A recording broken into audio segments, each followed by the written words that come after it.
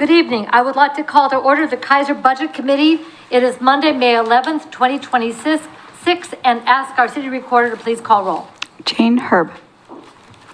Here. Susan London. Here. Lori Christopher. Here. Joe Grant. Here. Kathy Clark. Here. Marlene Parsons. Here. Elaine Wilson. Here. Shani Starr. Here. Daniel Kohler.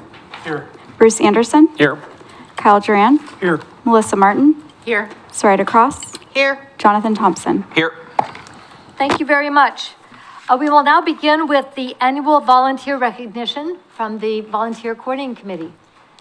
Glad to have you here with us. Thank you. Am I on? Yes. Perfect. Thank you, Madam Mayor and committee members, for allowing me a few minutes in your full agenda tonight to recognize each of you for your service. My name is Tina Richmond, and I represent the Volunteer Coordinating Committee. It's my honor to have the opportunity to extend our sincere appreciation and thank you for your dedication, passion, and commitment to our city. The Budget Committee is vital to the continued success of our beautiful city of Keizer, and I thank you for taking to heart our city motto of pride, spirit, and volunteerism. Time is one of the most valuable gifts anyone can offer, and thank you for giving freely of your time to our community. We have just a small token of appreciation for you. We've got certificates and some pens. If it's all right if I pass those out real quick, we'll get you onto your meeting. Thank you very much. This is part of Volunteer Appreciation Month, months. And really appreciate everybody who has volunteered to serve on the Budget Committee. These are some of the most important decisions that the city makes, how we are good stewards of every dollar that is entrusted to the city of Keizer. So thank you so much.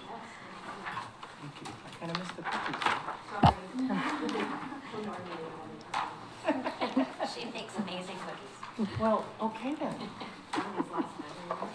Yes, they were fabulous. Okay, I know now this everybody's is, hungry. this is what I can do. If somebody is out of order, I can do this. Blinded. Does it reach to you? Thank you. All right. No.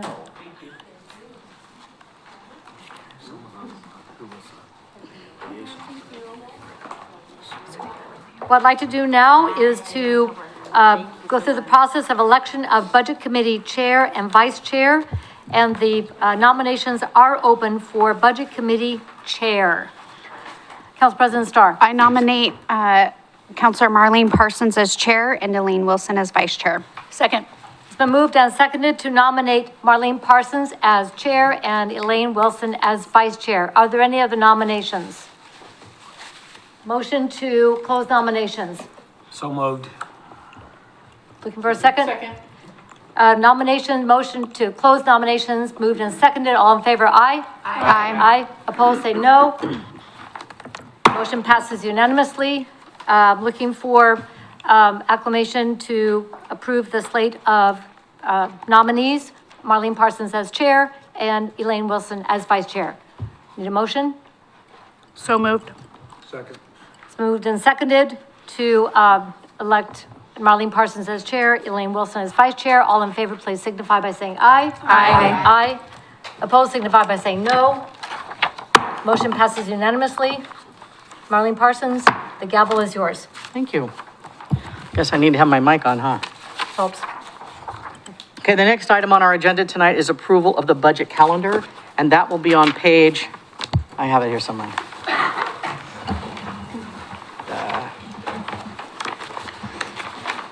Where is, It is on page 12. oh, No, my bad. My bad. Page 18. what is it? Page 18. 18, thank you. Oh. There we go. Okay. Okay, you'll see the budget calendar on page 18 of your notebook. I need a motion to approve this budget calendar. So moved. Second. It's been moved and seconded to approve the budget calendar. And this started April 17th and ends June 15th, by the way. Any discussion? All those in favor say aye. Aye. Opposed? Okay. Passes unanimously. Oh, that's get to do the gavel. All right, now, we have the minutes of May 12th, 2025, and May 13th, 2025. We'll start with May 12th, Tuesday. Has everyone had an opportunity to go through the minutes? It's Monday. Which it was Monday, yeah, Monday the 12th. Okay, I move that we adopt the minutes of May 12th, 2025. Second. it's been moved and seconded to adopt the minutes from 2025, Monday and Tuesday. Monday. I'm sorry, Monday. Already made a mistake, see? Any discussion on them? Anything? Okay, all in favor, say aye. Aye. Opposed? Okay, motion passes unanimously. Okay. I move that we adopt the minutes for May 13th, 2025. Second? It's been moved and seconded to adopt the minutes from May 13th, 2025. I have one thing that I found on page 14 of the minutes. It says, Shaney Starr made a friendly amendment to take immediate action, revisiting this and coming up, and then she also seconded it. And I don't think she did both. Probably not.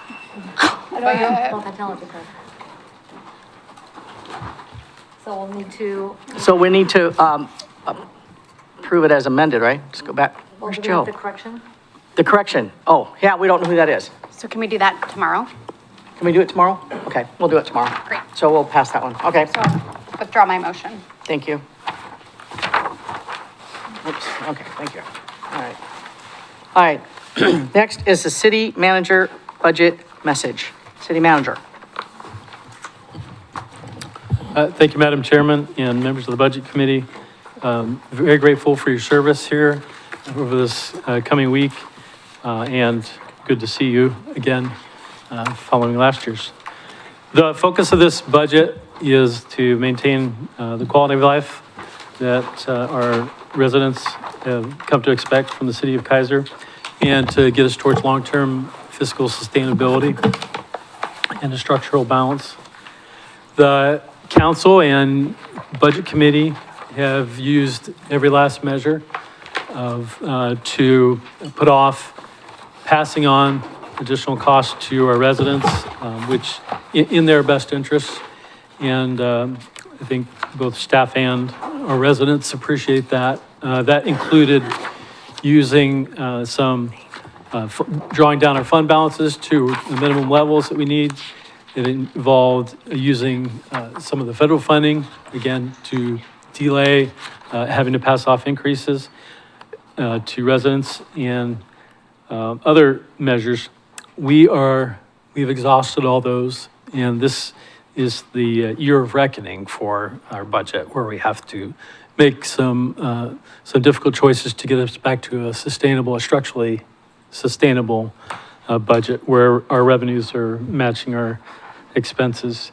So this budget has been prepared to continue those services, but that'll be based on the decisions that you make over the next couple days. I would also mention our capital investments need to continue so that the next generation doesn't get backlogged with work that was pushed off today. So we are here as staff to help with you, because we know it is the most difficult thing you can do is impose another cost onto residents. And so over the next couple of days, we hope to work with you and work through solutions together, and so that we can have a balanced budget that continues to provide the services that our residents want and need, and that keep our community safe. And so that's really all I'm going to say about the budget message before I hand it off to Mr. Wood.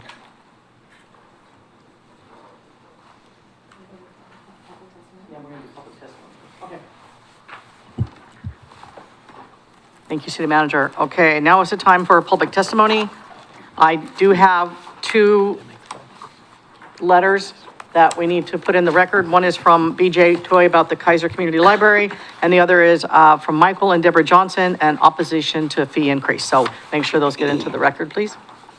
And now I will call Rachel.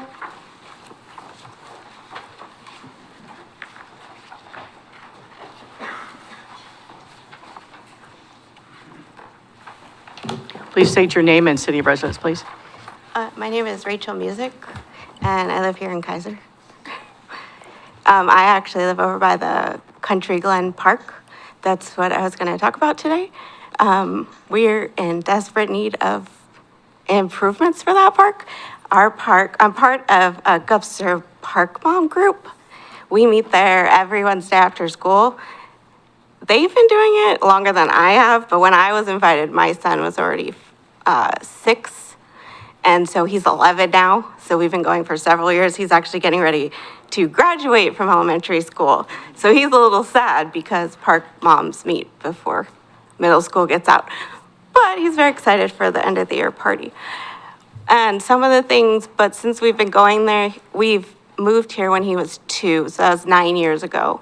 When we first moved to the park, there were already things broken in that park that have never been fixed. It's also not accessible to all the kids, and it spans 3 different neighborhoods. It's in our neighborhood, but there's the bridge that directly ties it to the Gupster neighborhood, and it's right across the street from Gupster, and then it ties it, there's a walking path that also ties it to the neighborhood to the right and the apartments and everything over there. So we hit 3 different big communities right there in and of itself. And some of the things, not only is it, there's no age appropriate park structures there, it's one just giant metal structure. And the only way to get on it is either stairs or climbing things. So when we have toddlers running around there, it can be very dangerous. And then you have big kids on top of the toddlers because it's only one play structure. That can also be very dangerous. My own son was climbing the middle ladder and fell off and broke his shoulder. He's fine now.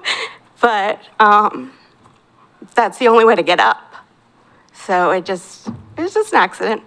But it also wasn't age appropriate for him. There's also a set of slides on one side that are 3, and you can't even use the middle slide because it literally goes like this. So the kids just used it to climb up because it's not a slide anymore at that point. It's just like this crazy thing. It's also full metal in the sun at all times. So if it really needs some improvements to it, just safety-wise and accessibility-wise. It also, as a parent trying to go after toddlers, not all the parents can climb up the structure to watch the child. There's many a times where we are standing behind the child as they're trying to climb this rock wall up the side or the ladders up the middle, and we're like this, because you can only get so high with them, and one slip, and it can be dangerous. Thank you, Rachel. Anybody have any questions for Rachel? Yes. Oh, the only one other thing is there's also the path that goes by the park structure. For some reason, there is a section of it that is always flooded, no matter what season it is. And so in the summer and the spring, we're getting lots of mosquitoes because it's just a puddle of standing water there. That is it. Thank you. Thank you. Any other questions? Thank you, Rachel. I'm sure that's on the Parks Board list very soon.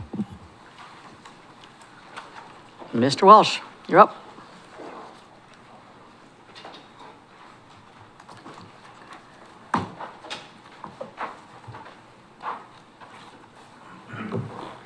All right, Michael Welsh, resident of Keizer. I have to echo everything Rachel says.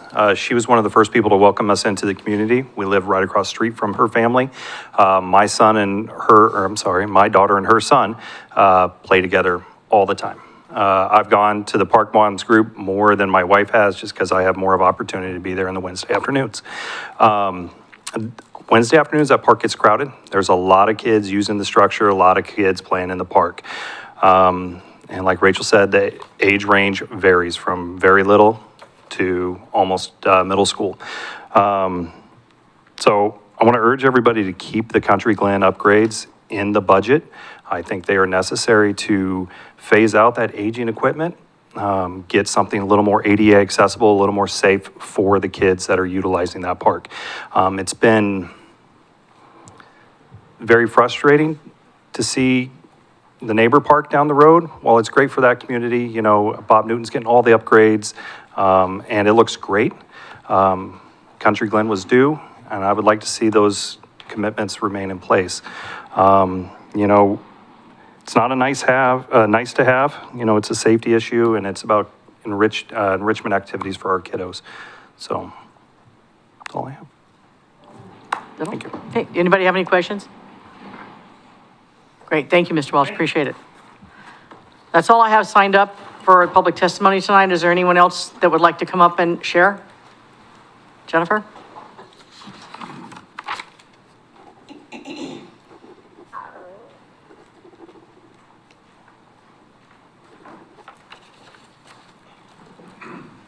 Good evening. Name and city of residence, please. Jennifer Palaniuk. Keizer is my residence, and I am the chair of Keizer United, which is a community partnership team out of Salem Leadership Foundation. And I just wanted to come and give you guys all, I don't know where to look, a quick update on the past year of Keizer United. I think it was probably one of our most successful years. We did a lot. I did turn in a budget request form, so as far as details go, you guys can review that unless you have anything specific for me.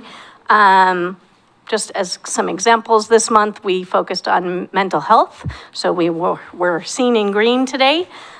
We had Marion County who came and did a great presentation on the power of social connection regarding mental health. And we also were funded, I believe you guys may have gotten some of these already, but about 800 of these buttons to put out in the Keizer community. I brought you some more today if anyone wants them. Happy to share them with you guys if you'll just pass them out to people in the Keizer community. We also passed out some more signs of hope today, so that was amazing that you should see more of those in the community. And for just a little bit of review, numbers are coming out to about for every dollar spent, $10 was invested in the community. We served about 3,000 people with 665 volunteer hours, which equates out to about $23,000 in volunteer hours. So great year as far as that goes. We had some great presentations. You can find that in my request. We saw at least 35 agencies, 14 youth-based programs visiting. We had neighborhood associations, 2 community gardens. And then averaged about 33 people a meeting, I think. Our lowest meeting this year was 22 and our highest was 50. So great turnouts, lots of positive movement with Keizer United. And there are some changes coming up, which is one of the things I wanted to come and talk to you about today. My position with Salem Leadership Foundation has been eliminated. And so I will no longer be their community partnership team coordinator. But I would like to stay on with Keizer United as a volunteer. So that being said, Keizer United will be transitioning from Salem Leadership Foundation to the Keizer Chamber Foundation. And they will be our fiscal agent so that we can continue running Keizer United. Does anyone have any questions for me? Shani? Thank you, Madam Chair. Ms. Palaniuk, so with your position being eliminated, is Salem Leadership Foundation eliminating the community partnership teams altogether, or will they continue a Keizer? What does that mean? I can't totally answer that question. There is talk that they will return in the fall for the city through Salem. There's 4 in Salem, 1 in Keizer. So there is talk that the ones in Salem will return in the fall. But I don't know how that's gonna look. Okay, thank you. You could definitely reach out to Kyle, the executive director, and ask them that question. Thank you. Mayor Clark? Thank you, and thank you so much for your work. I got a copy of the agenda for today, and as usual, it's just packed chock full. My question to you is on the $2,000, You talked a little bit about how that has multiplied both in the programs that you have funded and the volunteer hours. So the funding request for this year is to be able to make those essentially mini micro grants or micro grants to community-based organizations as seed money. I want Correct. to talk a little bit about what that looks like and then what the conversation with the current folks in Keizer United will look like going forward. Sure. Keizer United has in the past had $2,000 from the city of Keizer as well as Salem Leadership Foundation. They have matched each other. I don't know whether that $2,000 will continue through with Salem Leadership Foundation. We do use that money to put out into the community for projects. So the members of Keizer United, or attendees is probably a better word, can come to Keizer United and request funding for, we call it seed money. It's to get a project started. So you need to have a match for that dollars, and you need to make sure that it meets our mission. So going forward, we're obviously possibly, at least at the beginning, going to have some less money to do those projects. But I don't feel like the funding that we can pass out is actually the benefit of Keizer United. I think it's a wonderful incentive for Keizer United, but I think it's the collaboration that happens at the meetings that's truly what makes Keizer United successful. So I think going forward, one of the things I would like to do is I'm hoping to maybe see if we can't find some grants to help bolster that if Salem Leadership Foundation doesn't match that money. If not, we will still offer that seed money. We will just probably offer it at a smaller amount so that we can fund more projects. Is that an adequate answer? Yes, you did. Okay. Thank you. Thank you. Any other questions? Nope. Okay, All thank right. you, Jennifer. Can I leave you guys these buttons You may. for later? Yes. You want to leave those with Yep, Melissa? Miss Bissett over there. Is there anyone else? Come on up.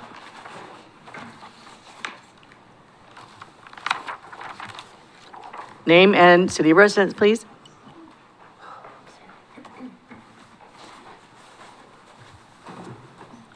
Clint Holland,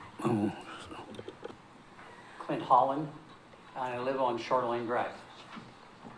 Have I got this on? Yes, it's on. If the red light is on, if the red light is lit, it's on.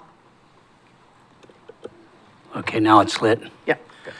Okay, I'm here to talk about parks and English ivy. And if anybody's been down to the Keizer Rapids Park and sees all the trees that are dying from the English ivy. 4 years ago or 5 years ago, I volunteered and we went down and we cut. There was only about 20 trees at that time that had the English ivy on it. And we cut, like you're supposed to, about a 3 to 4 foot part out of that all the way around the tree.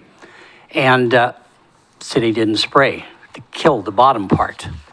And now if you walk out there, there's over 100 trees that have the English ivy on it. That's killing the trees. And these trees are listed, the English ivy is an invasive species in the state of Oregon. I don't know about other parks. Some of the other people here have probably been to other parks to see the English ivy. Dan, I know, has worked on, which park did you work on with the English ivy? Wallace House. The Wallace House. But you got 100 trees or more that's got, I mean, you're talking tens of thousands of dollars that you're gonna lose in trees and maintenance and stuff if we don't get this taken care of right away. So that's the only thing I wanted to talk about. Any questions for Mr. Holmes? Are all those trees in the forest area of the park? Yeah, you drive down the road, like you're going down Jerry Nutbrock's. Yeah. You can see the trees that we trimmed.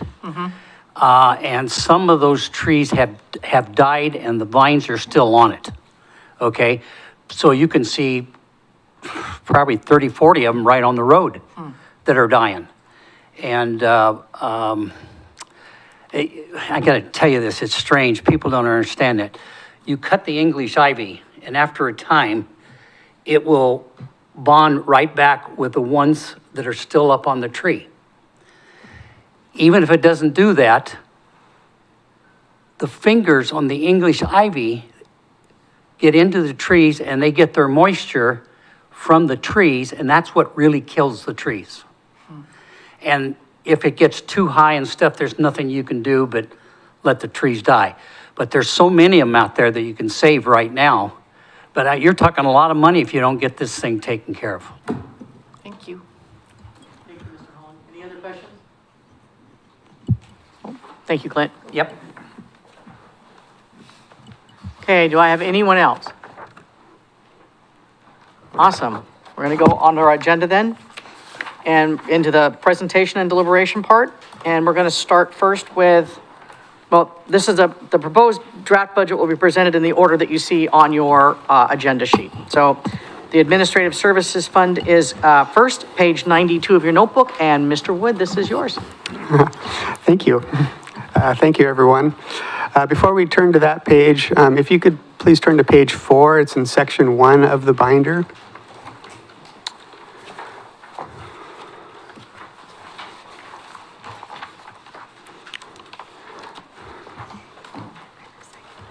I'd just like to thank all of you for your hard work. We received the Distinguished Budget Presentation Award last year for our 25-26 budget, and that is in large part to the work that you folks have done during the review process, going through the meetings that we did. I want to say this is the 12th consecutive year in a row that we've received this. Not every city applies for this presentation, this award. To be honest with you, it's a lot of work.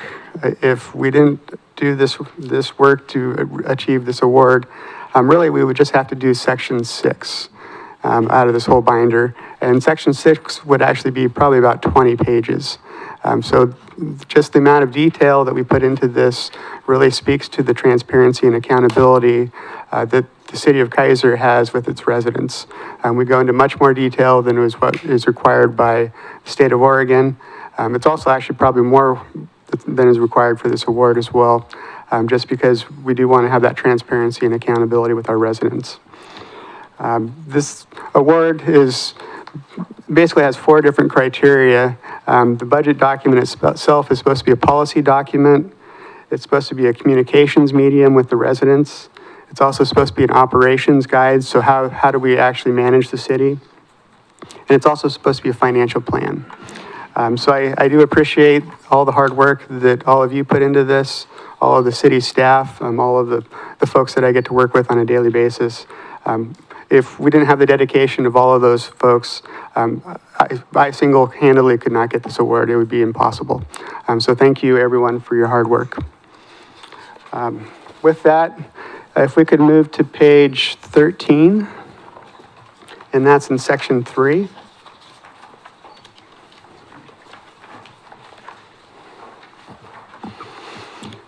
Just want to start off with budgeting in Oregon is pretty much regulated by the state. They have a process. It's a 9-step process that we're supposed to go through. This is about step 4 or 5 in the process. So we're catching you right in the middle. And this is the point where we're supposed to be reaching out to the residents and saying, hey, here is the manager recommended budget. Please give us your input. The budget law has a lot of important aspects to it, and really the biggest is we want resident engagement. So with that, I would say we want the hard questions. I appreciate that we don't have a budget that just gets rubber stamped every year, and this year is going to be no exception. I wish I could say this has been a fun process. It really hasn't. It's a lot more fun when you have $8.8 million of federal money to spend on projects that really make a difference in the community. We're not in that spot anymore. We're going back to really where we were pre-pandemic. We're going back to the point where it's going to be a struggle to add a lot of projects, to do a lot of different things. That's how the city of Keizer has operated for about 30 of its 40 years. So with that in mind, I just want to say I appreciate all the hard questions. One of the things I want to make sure you're all aware of, I don't want to go to jail over all of this. Oregon rules say that a public official, that's me, so I'm kind of the public official here, shall be civilly liable for the return of the money. So if we go over budget anywhere over the course of the year, the residents here could take me to count and I could have to pay it all back. So we try to budget on a reasonable basis throughout all of it. We're not trying to cut corners. I don't think you really want your government to cut corners in too many places. Do you really want to cut corners on the water system? No, we want to have something that we're reinvesting into, something that'll last us for 20, 30, 40, 50 years into the future. That's the goal with government services. Sure, there's a few things here and there where, yeah, it does make sense. Maybe we don't need to do something now. But by and large, what we do is long-term. Everything is long-term for us.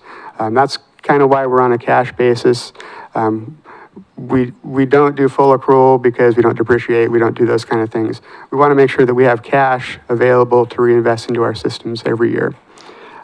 So with that, we can move on to the next couple pages. If you would turn to page 29. And this is still in section 4. I just mentioned that the city of Keizer is only about 40 years old. We're a little over 40. We have the distinct ability to go back and look at our population growth since the city began. So that's what this chart here looks like. You can kind of see we had a big boom in the 90s, leveled off in the 2000s, had a little bit of a bigger boom in the late 2010s, and we're kind of leveling off again. The city of Keizer really is if you build it, they will come, and we're kind of out of places to build. So that's kind of the nature of the beast. That's why we're in some of the financial crisis that we're in. We don't have, a lot of new residents coming to town. We don't have people buying electric services, gas services, cable services, telephone, those kind of things. So our revenue pool is somewhat shrinking, especially with some of the intergovernmental kind of things. They base that off of population growth. So as our population slows and other areas grow, they're taking more of our liquor revenues, and that is a sore subject for me. So if we look at page 30, this kind of shows you a little bit of what's going on with staffing in relation to population, that chart in the middle. Back in 16-17, we had 94 employees. We're up to 104 employees now. So how did we get there? What happened? So in 16-17, we had 94. We budgeted for 5 more police officers through the police fee. We've added 3 more parks positions. We had 2 and went to 5. We've added 2 in public works just out of growth. So we had some more houses that we had to take care of, that kind of a thing. But that's not the only story as far as the positions go. We also lost a community development director. We lost that position. We lost the utility billing position. That's partially due to the online bill pay process. We just didn't have the work that we needed anymore. We lost my backup. We had an assistant controller that we traded for an accountant because we need people to actually do some of the accounting work. So we had to right size where the work was being done. We did gain a GIS person, and I think that's been a tremendous help to the city. And we also gained an event center helper. So instead of having 1 person for the event center, we now have 2 dedicated. So we went from 94 to 104. That's the story of the positions.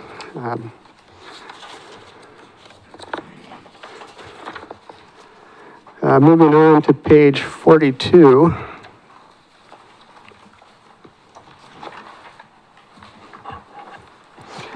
This is talking about our property taxes. So for next year, we're probably going to break $7 million in property taxes. I kind of get the question all the time, well, isn't that supposed to pay for everything, our property taxes?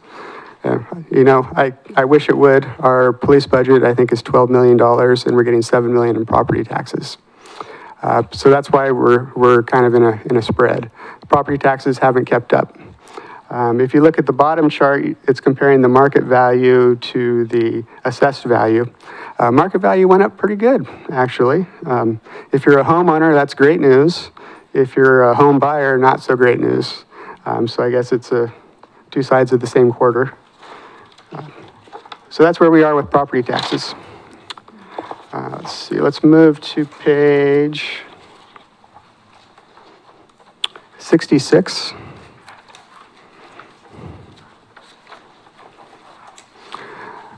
Pages 65 and 66, this is basically the org chart, all the positions laid out. We as the city of Keizer, we have 104 employees. We still budget by employee. So we identify everyone's nose, we count for it, we apply all the benefits, taxes. We don't just take last year's number, add 5% or something. We're actually going through the process with each employee to say, this is what that employee actually costs. One thing we don't factor in, that we haven't factored in, is turnover. So when someone leaves the service of Keizer, they typically have a payout of accruals such as unused vacation, unused holiday time, those kind of things. Historically, before the pandemic, before 2020, we would just have to sit with those positions vacant. We didn't backfill immediately, so if someone walked out of here with 400 hours of vacation time, we had to wait 400 hours, 10 weeks before we could backfill that position. During the pandemic, we did, thanks to the budget committee, we took some dollars and said, hey, we know we're going to have some turnover. We know a lot of the department heads are leaving. We needed to set some dollars aside, so I appreciate that.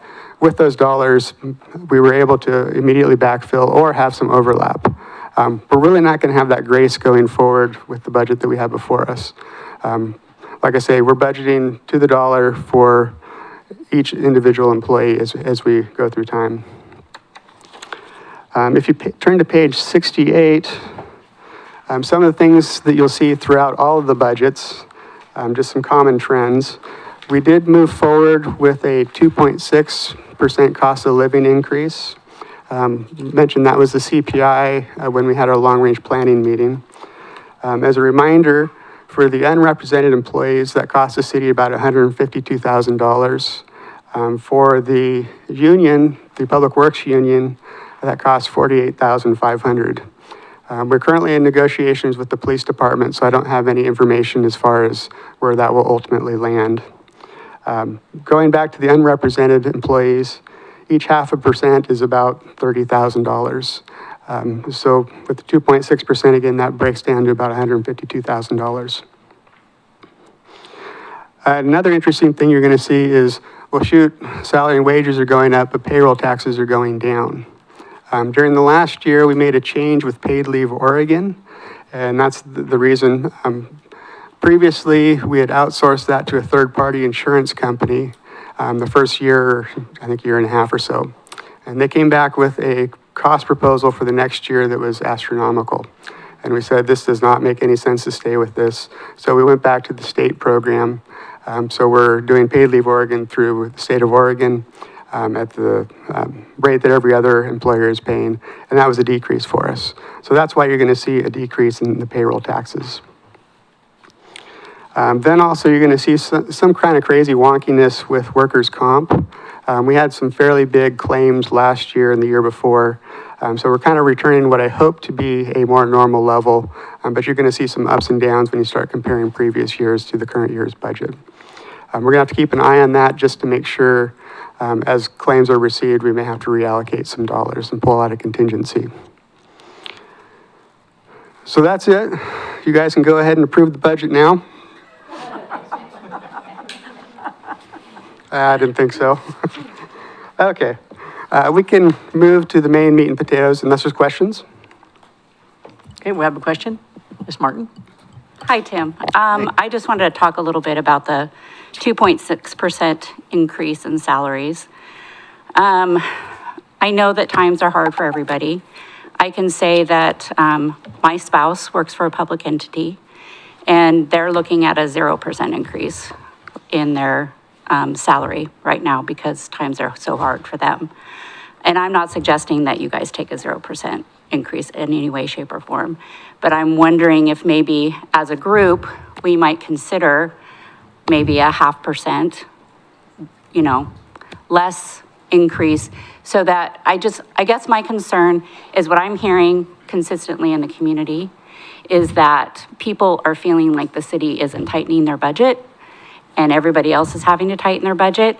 And maybe in a good faith effort as something that we are showing the community, that there's, a willingness to take maybe a little bit less this year, as opposed to taking the full 2.6. But that's just a suggestion. I'm just throwing it out there for the rest of the group to maybe have a discussion about. Thank you, Ms. Martin. Any other questions? Ms. Cross? Thank you, Chair Parsons. Tim, just to follow up to that, where did we get that 2.6%? Like state, national, and what was the increase last year? Good question. It's a CPI index that we pull from. It's the Western States, BC, something, something. It's one that we track every year, and I can't remember off the top of my head what it was last year. I want to say it was 2.7. I'll have to look that up for you. Okay, thank you. Any other questions for Mr. Wood at this time? Okay, keep going. All right, this is going to be fun. Oh, hold on, we're not done. It's 2.7, but, Page 30? Oh, yeah, right, yeah, 2.7. Yeah. Okay. So Ms. Christopher, she had a question. to answer Ms. Cross's question, the answer was 2.7. So on page 30, it has the CPIU increase, so it's Consumer Price Index that we use for tracking the inflation across the board. And so 2.7 was the number for 2024. Last year, Yeah. Go and ahead. then, yeah. Tim, so on page, talking about ending fund balance. So it said that it should be, the ending fund balance shall be at least 15% of the annual operating revenues. Then on page 21, it goes through each particular fund, and each particular fund shows 5% ending fund balance. Is it 15 plus 5% for each additional fund? Page 21, 22. The CPI is on page 30, right? If she's on page. I'm talking about ending fund balance. Oh, ending fund. So for ending fund balance, it's going to depend on the fund. So some of our operating funds with the water, stormwater, we typically try to get 60 days worth of cash. So it's a little bit different. For the general fund, where the 15% comes to play, it is 15%, and then we do have, I think, a $200,000 contingency. So the 15% is only on the general fund, Correct. and then the individual funds have more money set aside. And it looks like it's 5% on all of them. Typically, probably a little bit less, because we're looking about 60 days worth of cash. Got it. Okay, So for the general fund, we're trying to get from July 1 to Right. October, November, Right. so that's 3-4-ish kind of months, where the other operating funds is more of a 2-month. okay. Good question. Thank you. Any other questions? Okay, Mr. Wood? Okay, moving on to the Administrative Service Fund. As we go through, historically, we've taken you folks have taken a vote after each of the funds. We have two areas where a fund has more than one department. This is one of those funds. So the Administrative Services has a whole slew of different things that it accounts for. 92, correct. Okay, Mr. Wood, one question. You said after each fund, we do motion after each fund? Typically, that has been the past practice, yes. Okay, thank you. So we'll go through the entire Administrative Services Fund, so all the different departments, and then I'll cue you to take a vote if you so choose. You don't have to, but past budget committees have said, hey, that helps us get a little bit of closure on each of the funds as we go. Really, the vote that matters is at the very end when you approve the entire document.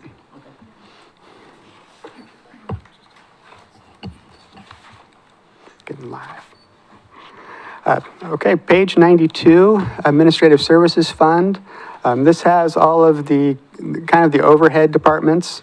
So we have city manager, city attorney, city recorder, HR, all the finance areas, civic center facilities, and public works. We've really tried to cinch our belts this year.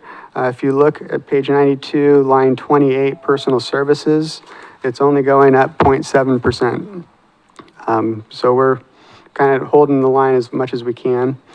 If you look at line 40, materials and services, we are going up 7.9%. Some of that is really some inflation kind of factors.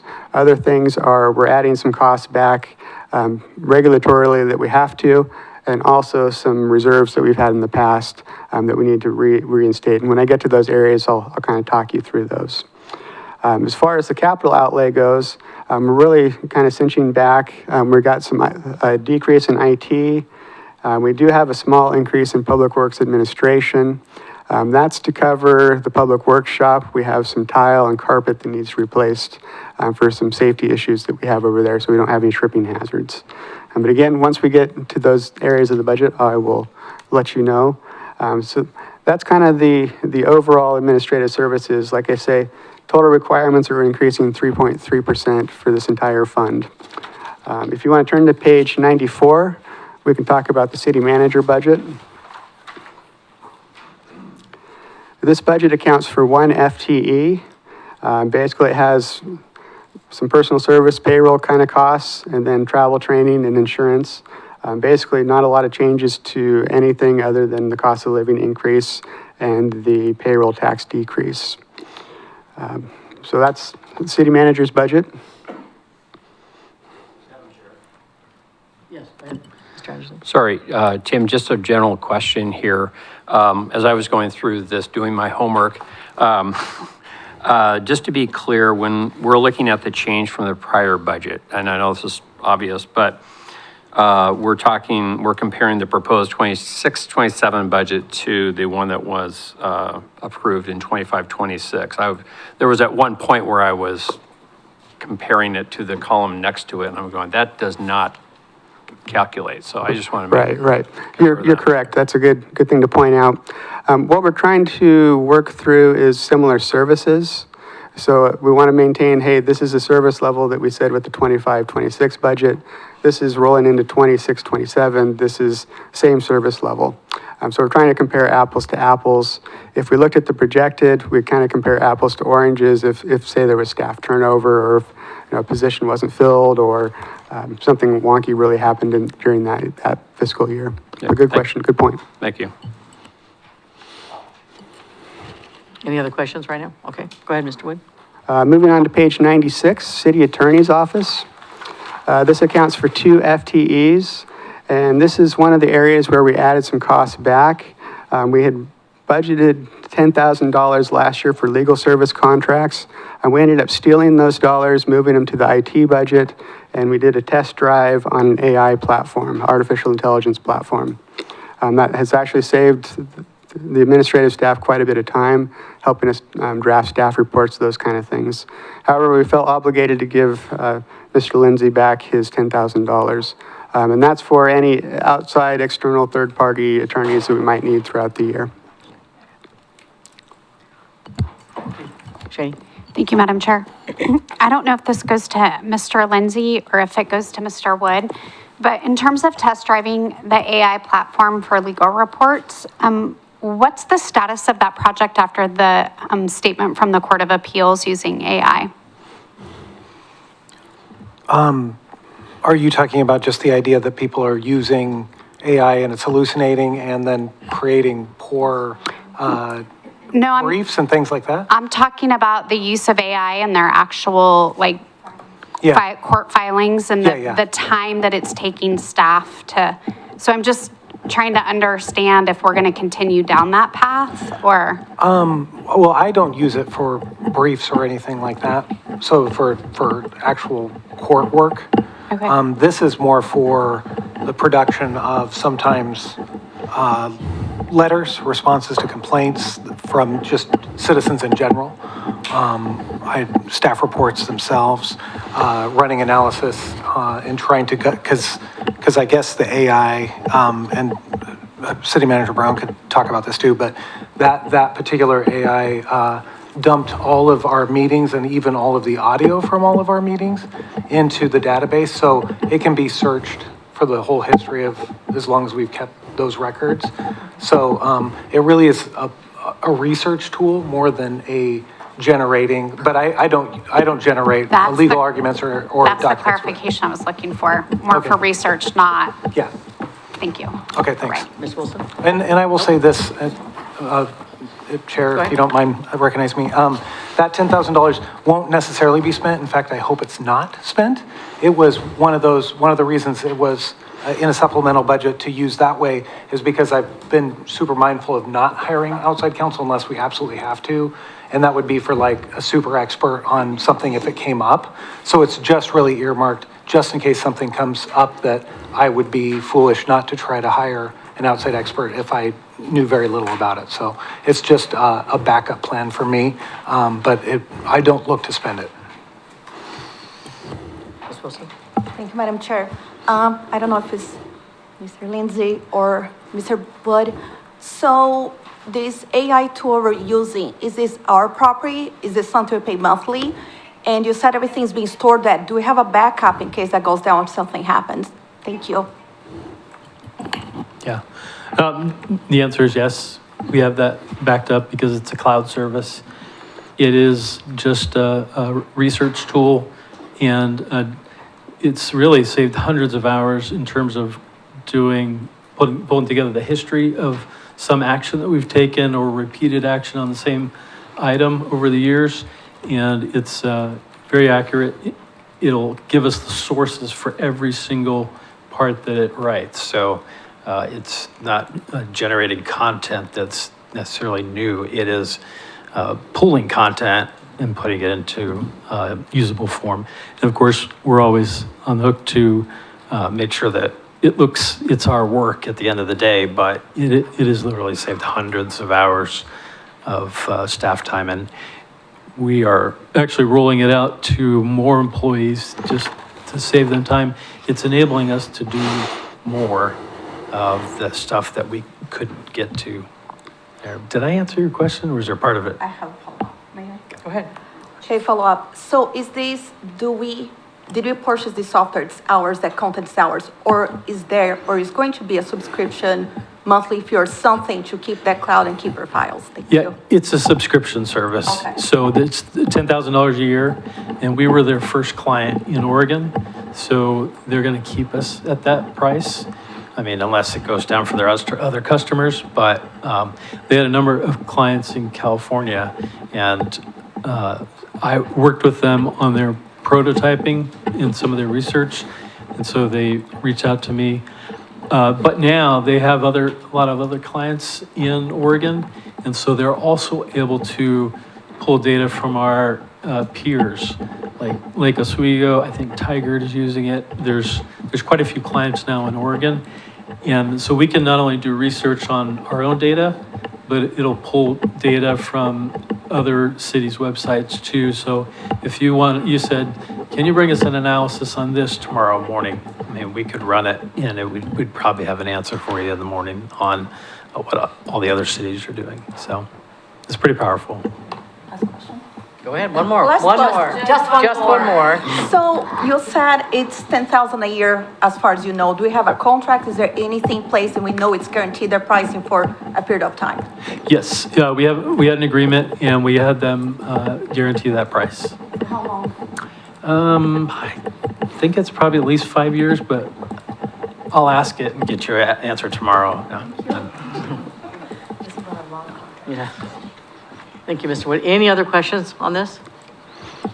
Okay, we'll continue. Thank you. I would add that it's also just pulling from our public available documents, so we're not uploading any confidential proprietary stuff. So it's all, anything that's a public document already. So we have that going for us. Moving on to page 98, City Recorder's Department. This covers 2 FTE, and really the only major change that I would say is we are going to increase the overtime. As we have more night committee meetings, it's driving our City Recorder Department to have a little bit more in overtime. So that to the extent we can limit committee meetings, that would help the budget. So there is a cost with additional meetings as we go through time. So that's the City Recorder's Department, 2 FTE. Yes, Mr. Thompson. So Are they not exempt employees? That's why we have to pay overtime? How does that work? One of them is not, non-exempt employee. Okay. Any other questions for him on this one? Oh, Mr. Wood? I mean, Mr. Brown. It's okay, we're like practically twins. I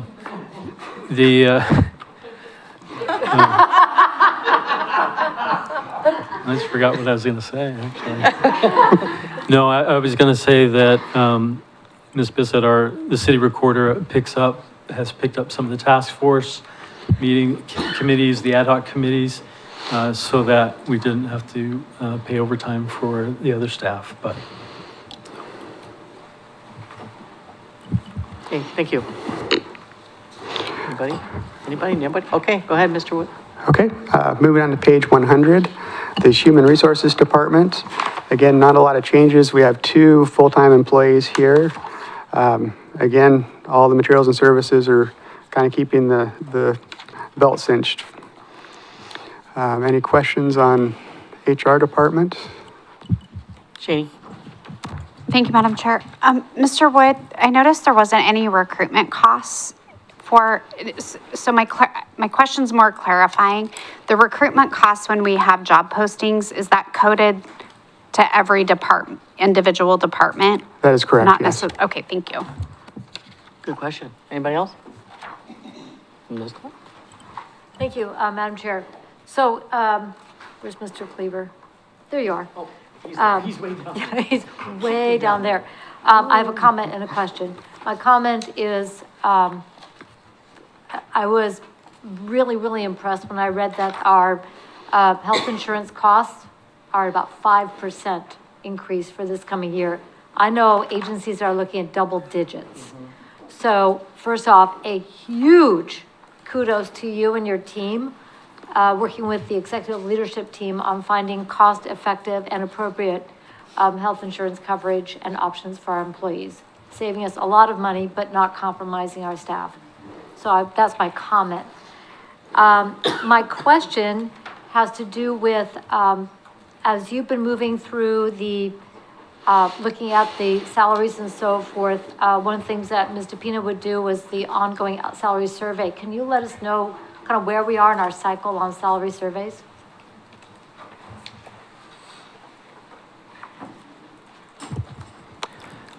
Yes, absolutely. Thank you for the question. Actually, we just wrapped up the non-represented salary survey, currently in the middle of bargaining with our police association, and so that's ongoing and coming together, and we'll be doing that same process for our public works staff next year. Okay, thank you. Any other questions on this? So the results of that classification and compensation survey, we only had 3 positions. It was 3 or 4? 3 positions. We went ahead and corrected 2 of them. The third one is myself, and I don't want to do that in this year. So, but that was the only the outliers. Our goal is to be within 5% of the mean, and so we only had 3 positions.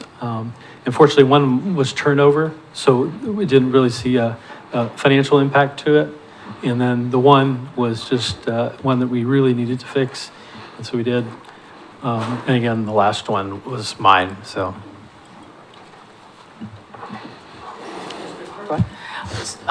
Mr. Cleaver, so who are we, I think that all of the folks that we anticipated retiring in the ELT or director and above have done so, right? Although I'm sure we all hope to retire, yes, as far as we know. Yeah, I meant in the immediate future. The rest of you just sit down. Thank you.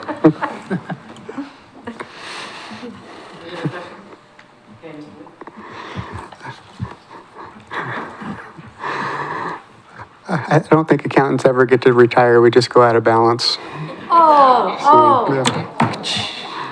Yeah, there we go. Sorry about that. Moving on to page 102, the finance non-departmental.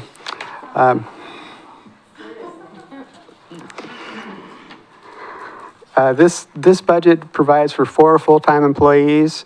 One of those employees dedicates about 70% of their time to the event center, but also handles a lot of the front office stuff as well. Not a lot going on in the payroll area.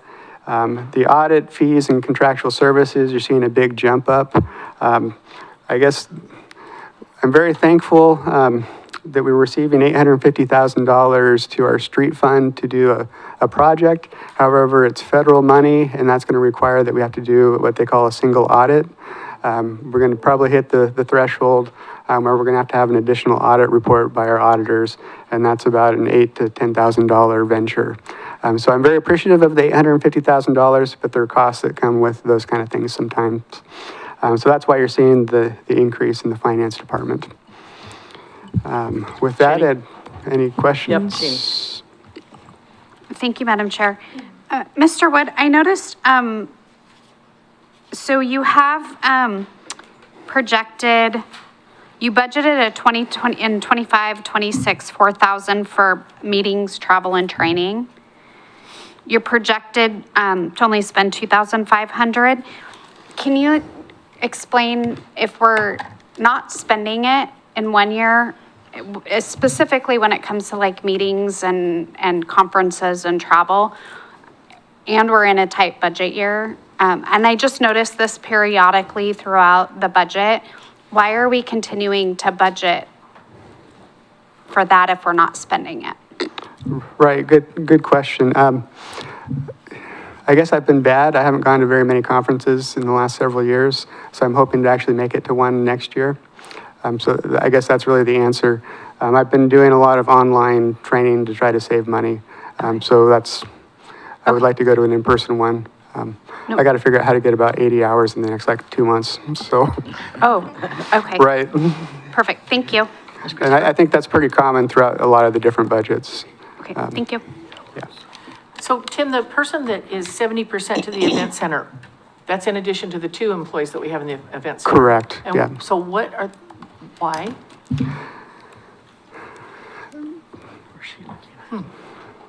Good question. That's a long pause. Right.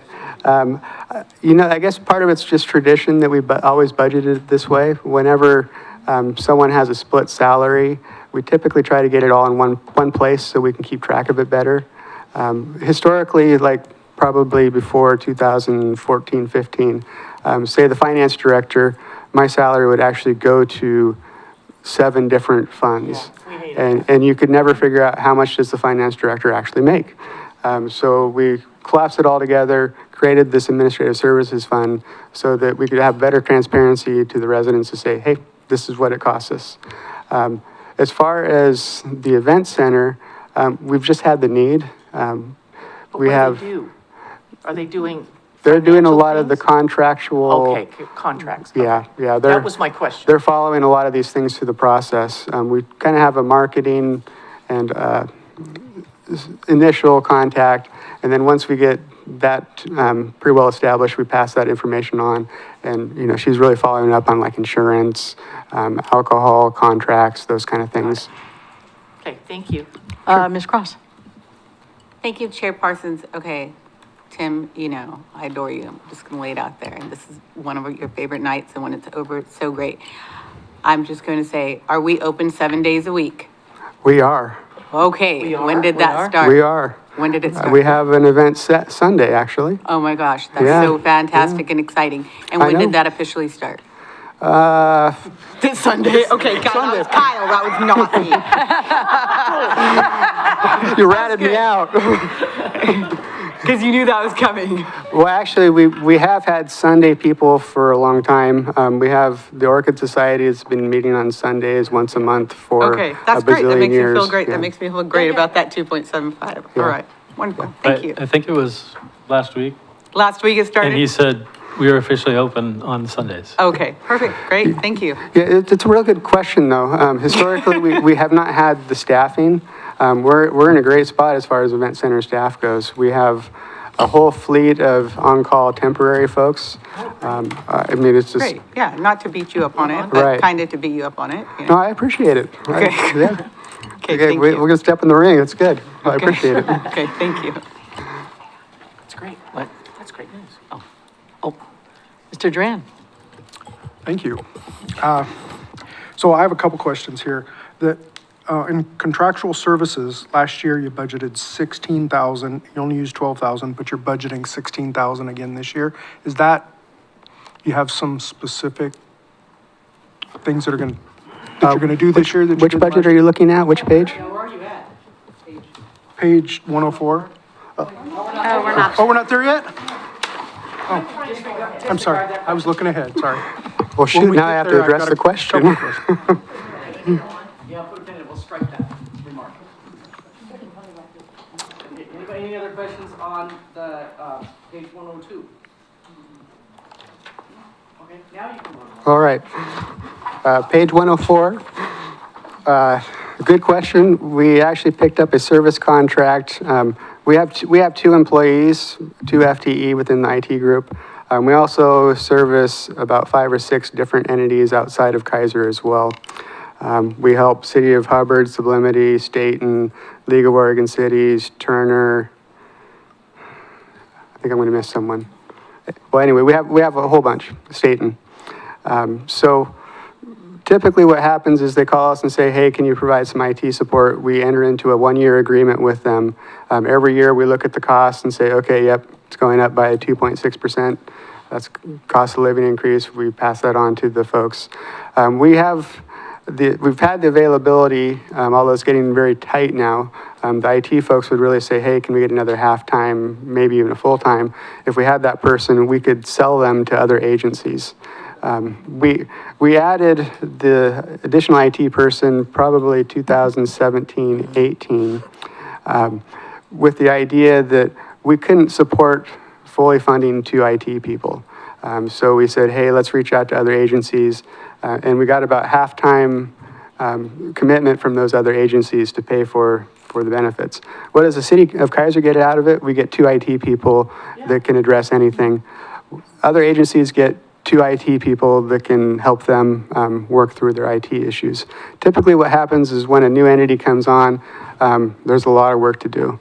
We try to get them up to a certain standard as far as network capability, security, all those kind of things. It takes a lot of work, the first maybe 3-4 months, then things settle down. And then we spend our time trying to figure out how to connect printers or fax machines or adding new users, subtracting users if people leave.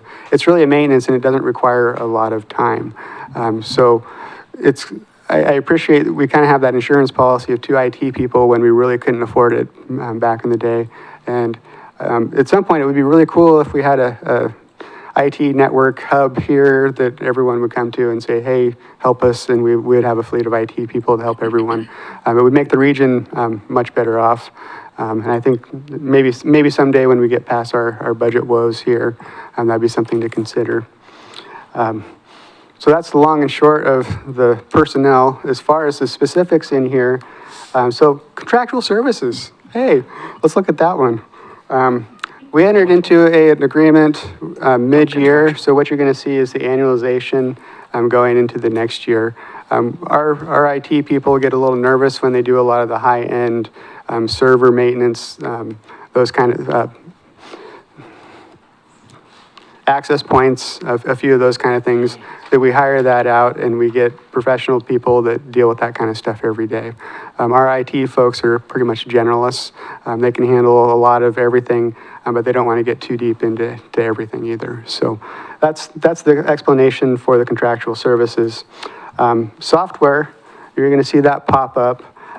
Couple things driving that. I mentioned the other agencies that we support. We decided that, hey, we need to get a software that can access their system remotely and also provides network security. So we as a city are paying $15,000 that we bill to those agencies. However, it's hitting our software line and it's also hitting line 7, the intergovernmental IT agreements. So we got the revenue under line 7 and the expenses under 26. Again, could we have netted those out? Maybe. Unfortunately, the vendors didn't want to bill those agencies directly. So we're getting actually a benefit of a volume discount by buying it here, and we pass that on to the other folks as well as to the residents of Keizer, because our fees are a little bit lower due to the volume. Okay, Ms. Christopher, go ahead. So Tim, was this your idea? This IT loan out scheme? I can't confirm or deny. I think it was a group effort back in the day. This was a really good idea. I mean, this helps those little cities, it helps us and reduces our cost. Kudos to you. Can we do more of that somewhere? That was a great idea. And I will just heap on the praise, because when I see my colleagues from these cities at our conferences, they cannot say enough good things about our IT service. Nice. We've actually had 3 agencies that we've had to turn away just because we don't have the bandwidth right now. So I know. Okay, Mr. Duran, you can now ask your question. Okay, thank you. You're welcome. So my next question was on the computer software and maintenance. We're doing $95,000 more right this year, but are we getting, if you said that's in software upgrades, so are we recovering that in our contracted services? Yes. Okay. Yeah. For the stuff that we're buying and sharing with the other agencies, we absolutely are. We bill them once a year. We've figured out what the per computer cost is, and I want to say it's about $80 per computer at each of the locations. And then there's also a server fee. So yep, we are passing all that along. Does that, can I? Sure, go ahead, follow up. Follow up. Does that also transfer into the computer hardware? Because we spent less, the actual or projected for this year is $26,000 less than the budgeted, but yet I guess we're down from the budgeted last year, but is that the same situation? Actually, a different answer for that one. We don't typically buy any hardware for the other agencies because we want them to have that hardware in their name in case there's warranty or whatever. Mm-hmm. Plus, with the 1-year agreement, we want to make it easy for everyone to walk away if they want to.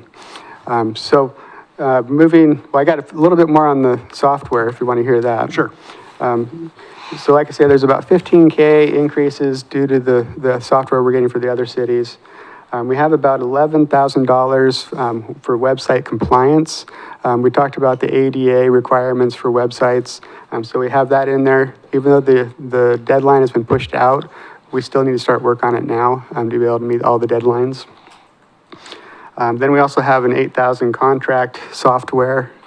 And then we also have the $10,000 for the government for the AI software that we're working on. Then unfortunately, a lot of the other contracts have a 3 to 5% increase in them. Most of the agreements that we enter into are probably 3-year type of agreements, 2 to 3 years. And depending on where we're at, we may or may not have a negotiating opportunity at that point. So wish it was lower, that's for sure. Going on to computer hardware, the big thing that we were working on this year was updating from Windows 10 to 11. Windows 11 is no longer supported, and because we have a police department, we're mandated that we had to get all those computers or anyone who interacts with criminal justice information to Windows 11. We did it. Actually, well, almost. We're at like 99.9. My computer is the last one. And I told them we can't do it until after tomorrow. Unless you guys all decide we're going to be here Thursday, and then it's Friday. Yeah, I'm the last one. So we actually lucked out. We didn't have to buy as many computers as we thought we were going to, because we were able to update from Windows 10 to 11 for some of the computers that were already in place. Unfortunately, some of them did bomb out when we tried to do that upgrade. So that's really the reason why we didn't spend all of our hardware money. We just didn't need to. As we look into 26, 27, we're going to be replacing one server. It's one of our backup servers. During 25, 26, we actually had 2 servers, and that's about a $45,000 event right there. So I'm kind of surprised. One server for the backup's about $25,000 now. We buy all of our hardware through a government contract with Dell, so they get us the best government price that we can get. And the other thing, we got allocated about $25,000 for cameras. As you know, we have cameras throughout the parks, all through the building here, some LPR kind of cameras, those kind of things. So we're gonna have to support those as we move through time. Oh, LPR license plate readers. We have a few cameras out at the outskirts of town that will capture license plates and has been very beneficial in addressing some of the crime issues that have happened. So, and then the other part is we are still updating some computers from Windows 10 to 11. All of the non-public safety, anyone who doesn't deal with criminal justice information stuff, we're slowly working through those. So we're going to have about 25,000 in computer upgrades. So that's kind of what's going on with IT. I talked a lot there. IT people don't talk much. Okay, Mr. Kohler has a question for you. Oh, you're fine? Okay, how about you? Mr. Anderson has one. Thank you, Madam Chair.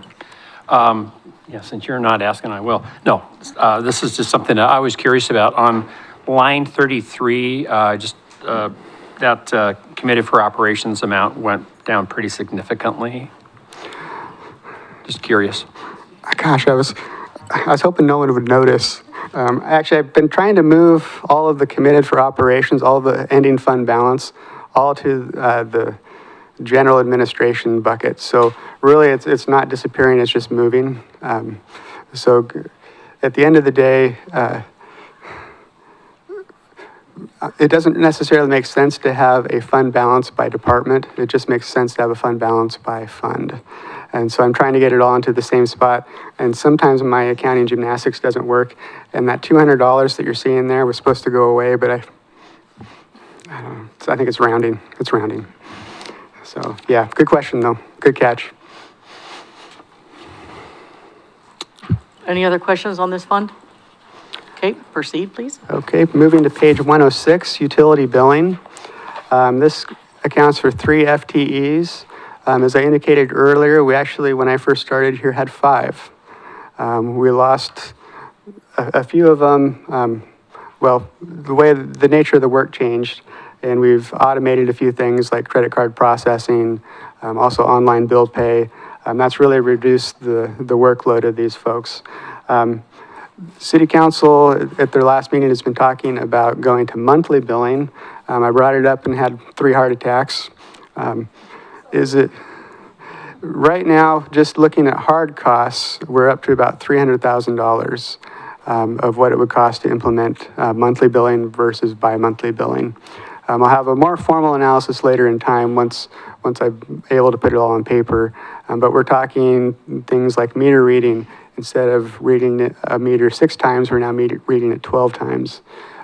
As far as transaction fees through our online bill pay system, instead of 6 transactions for a customer, it's now 12. So that's basically doubling a lot of the fees. We may have an opportunity to try to negotiate some of these things once we get it all on paper and say, hey, what's it really looking like? We will see if we push something like, hey, we're going to charge you $1 every time we give you a paper statement. That could drive a lot of people to the online portal. That would save some staff time, but we'd still have some hard costs that we'll have to work through. And I'll come back and bring that information once we get it all finalized. But like I say, my initial pass-through, I'm up to about $300,000 of what it would cost to go to monthly billing. Going back to the budget, like I say, there's 3 FTEs. One of the areas that I have a little bit of pause is 20. That's the contractual services. That's really credit card fees. As the basket of goods that we sell, the price goes up, the credit card fees go up. We're also seeing continued penetration into more people doing online bill pay versus mailing their check in. So that drives up the contractual services as we have a per transaction through our online bill pay. So I'm actually going to be coming back at the next city council meeting with a budget adjustment to increase the 25-26 amount. But we're going to have to keep an eye on the 26-27 just to make sure that we're covered. We are in the middle of transitioning to a new online bill pay system. A little bit better financial deal with the new provider. However, we're going to have to give it a couple months to see how it all plays out and see the adoption rate of the residents of Keizer. So a little bit more to be determined there. And that's really the utility billing budget. Ms. Christopher, then Mr. Kohler. How many folks do still get paper copies? How many have gone electronic, but how many, what's the percentage? I want to say we're close to 50%. It's 50%. Yeah. Okay, and another question is, so meter readers, are all cities doing it manually by folks, or is there an electronic way that can be accomplished? That's a good question. Actually, when we reached out to the meter readers, they said, oh, hey, by the way, we also do this other stuff too. So there is an opportunity to look at electric meters. We would have to somehow figure out how to roll that out to every resident because we'd have to put a new, I don't know if it's a new meter or if it's just an attachment to the existing meter. But that is something that we're looking at, and that could impact, whether we go to monthly billing. Yeah. Okay, Marley. Sorry, Ms. Brown. That's something a lot of cities have moved to is radio connection between meter readers. The system that we have where literally we have a person riding around on a moped reading is so cheap that it hasn't made financial sense for us to go to these ones. I mean, we just pay so little. There's a lot of benefits that go beyond the city, but to the consumer when you switch to the more high-tech water meters, because then it puts the hands of the consumer on their water, right? They can see exactly what's going on. We can have leak detection on our side where we say, hey, that house shouldn't be running water that fast, and we can call them and say, hey, do you have something running outside? Do you have a leak in your house or something's going on? We go to electronic. Right, yeah, but it is a big cost, and because we've been doing it so cheap in the every other month, it hasn't made financial sense to do it, so. Might. The way we were doing that in my last community is when each one, as we were replacing some each year, we updated the new ones with the more high-tech ones. Yeah. Not all at once. Okay, Mr. Kohler. Thank you, Madam Chair. Mr. Wood, I know that you have a first aid merit badge. I suggest that maybe you have somebody else in the office with a first aid merit badge and maybe put a defibrillator in, because we are doing our best to think outside the box and figure out how to trim this as close as we can. Thank you. Shady. Thank you, Madam Chair. Mr. Wood, this is kind of the similar question that I had to the travel in the earlier budget. What is this one for? So periodically, it really depends on if we get new staff, if there's turnover. At that point, our software provider does provide an opportunity to go to a training. And if we have new folks, I want to send them because they can get the basic building blocks of how the software works. So that's typically what this group has spent money on. And you'll kind of see, 2 years ago, we spent about $1,100. We had one person go off to that software training. So that's kind of what we're budgeting for. I don't anticipate turnover, but there could be. Okay, great. Thank you. Thank you, Madam Chair. I'd like to go back to item line 19, postage and printing. Correct if I'm wrong, but I think on my first year in the budget committee, we talk about maybe trying to bring awareness for people, maybe transitioning to statements virtual online, as so many entities, banks, and everybody's doing, because I know myself, if I'm not opting for online option, I'm being charged for statements. So I know we talked about, if I recall correctly, about 2 years ago. Is there a reason why we haven't looked into it before, trying to have a campaign or something to cut our costs, even if it's, I don't know, $30,000? Is there a reason why I haven't done it before? And how we can potentially try to cut that going forward, because those costs are going out, printing, paper, postage and all. Thank you. Sure, good question. Just to answer it, we kind of are. By keeping it flat, I am kind of acknowledging that we're seeing more people go to the online, because postage printing costs, whoa, party. Everybody, there's a button here. So we're kind of seeing a combination of the two.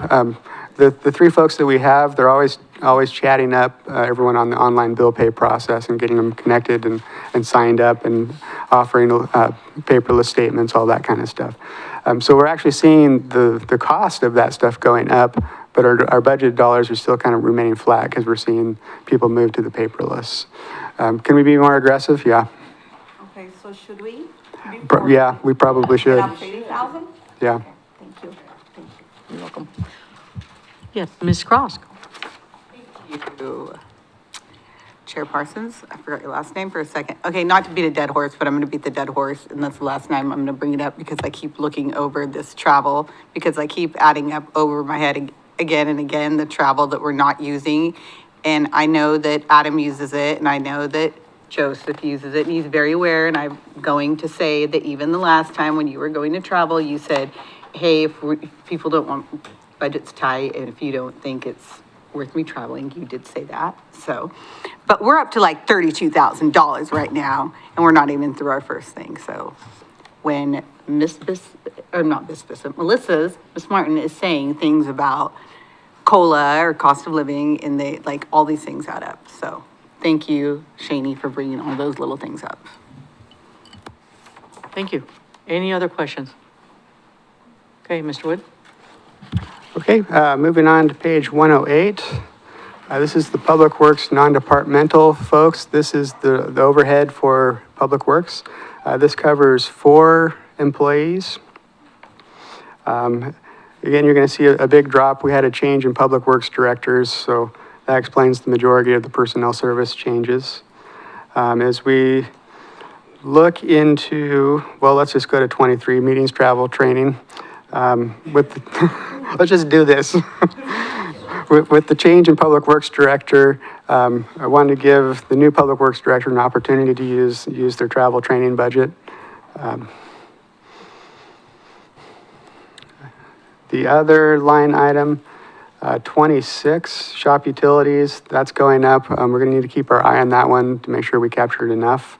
Utilities, specifically electricity, I guess they have another rate increase ask out there right now. So we'll have to keep an eye out. Line 32, shop improvements. This is really the major capital outlay for the budget outside of the IT stuff. And again, this is where we're gonna replace some tile and carpet at the Public Works shop. Unfortunately, some of that stuff's starting to pull up and gonna present a safety issue if we don't take care of it in the near future. And that is the Public Works non-departmental. Any questions on that one? Mr. Kohler? Thank you, Chair Parsons. Where does the selling water to Salem come into this whole budget? Oh, that's going to be exciting. I love that one. That's in the water fund, $155,000. Actually, after we sold this Salem, only like 112, but the total miscellaneous is like 155,000. I love my water crew. That's exciting, exciting. Okay, we'll talk about that one a little bit later.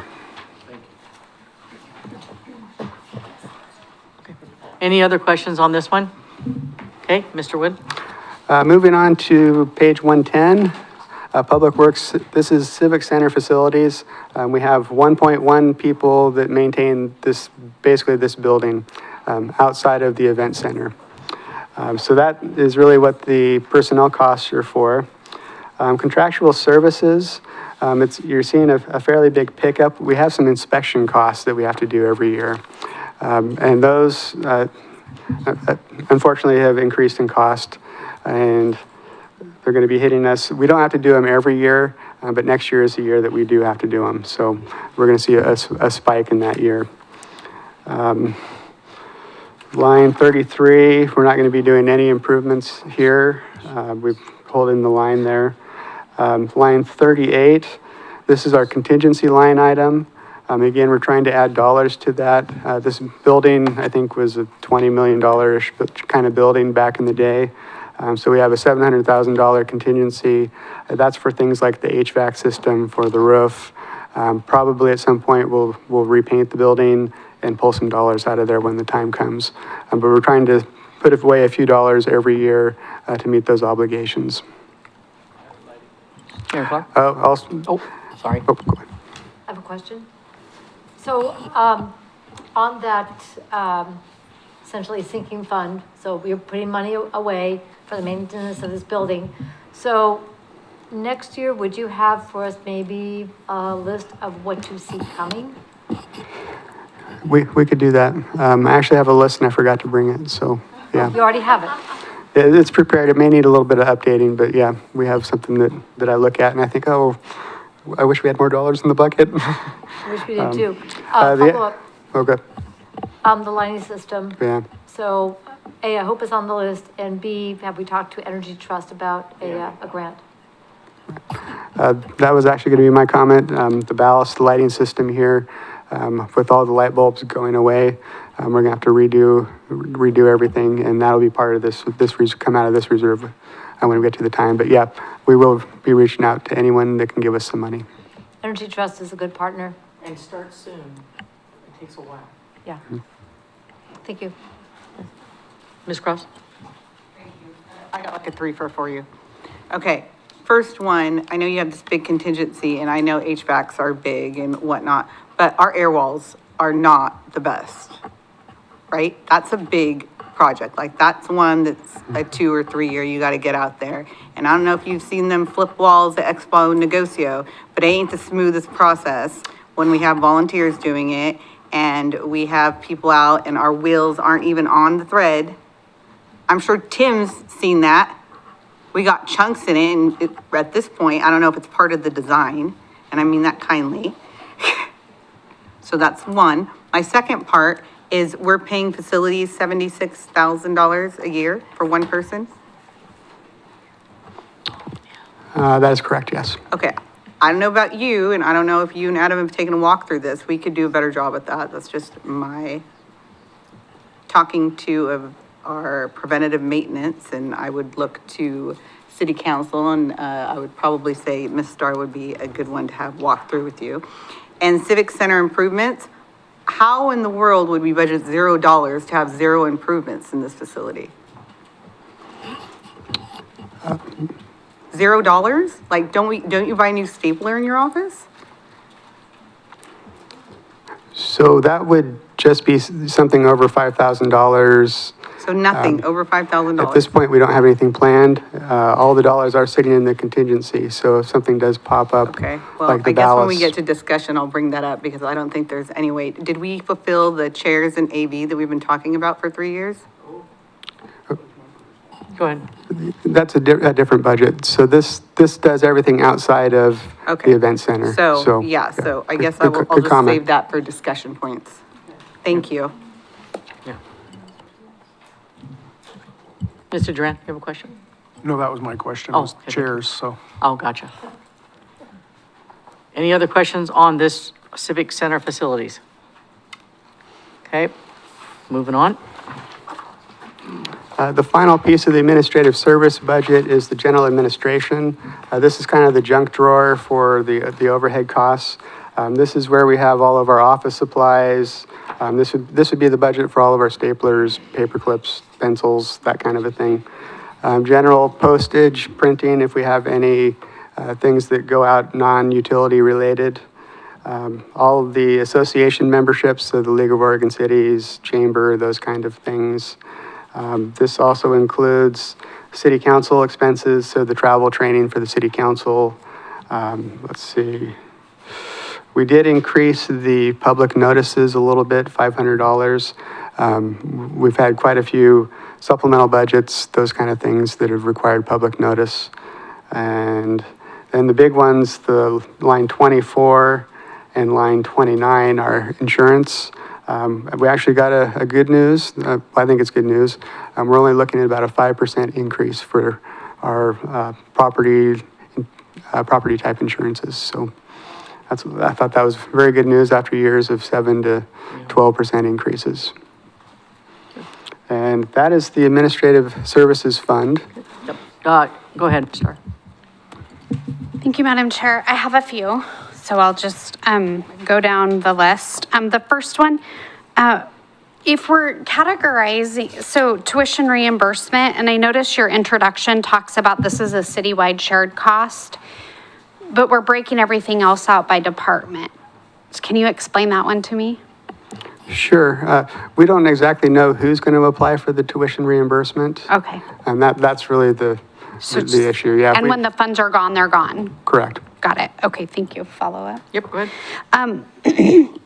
On association memberships, maybe this is Mr. Brown, this goes to you, but can you help me understand what exactly we're getting from SEDCOR for our $5,000? Well, it says 4,800. Top of page 114. Yeah, I don't know that I have a good answer for that. We've pulled them together to try to do some projects, and their response was we primarily go after traded sector business. So looking to help us with a land tenant or a business here is not what they're about. And the only thing that I could maybe come to is that a rising tide helps all ships. And, they are doing some work in their area. But I don't know if I could point to a direct benefit, and maybe the mayor could, since she sits on that board. I just can't.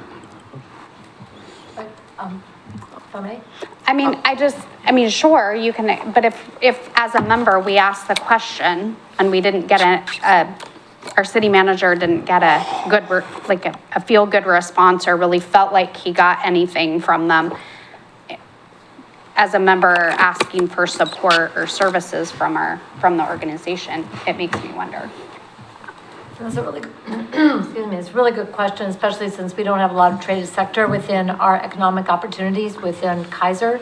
But to Mr. Brown's point, being part of the economic development landscape, I think it really helps us inform us about where our position is in the Willamette Valley with economic opportunity. We are entering some of those areas, especially in the area of energy. And I've continued conversations with SEDCOR and some of the businesses on opportunities, especially in our small land supply, where some of the new technologies might make sense.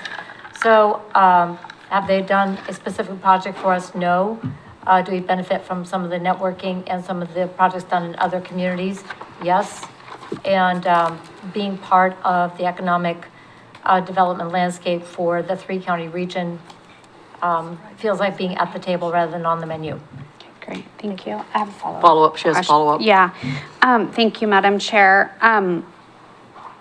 With all due respect to our media and the audience, how many newspaper subscriptions are we getting of each of the different publications?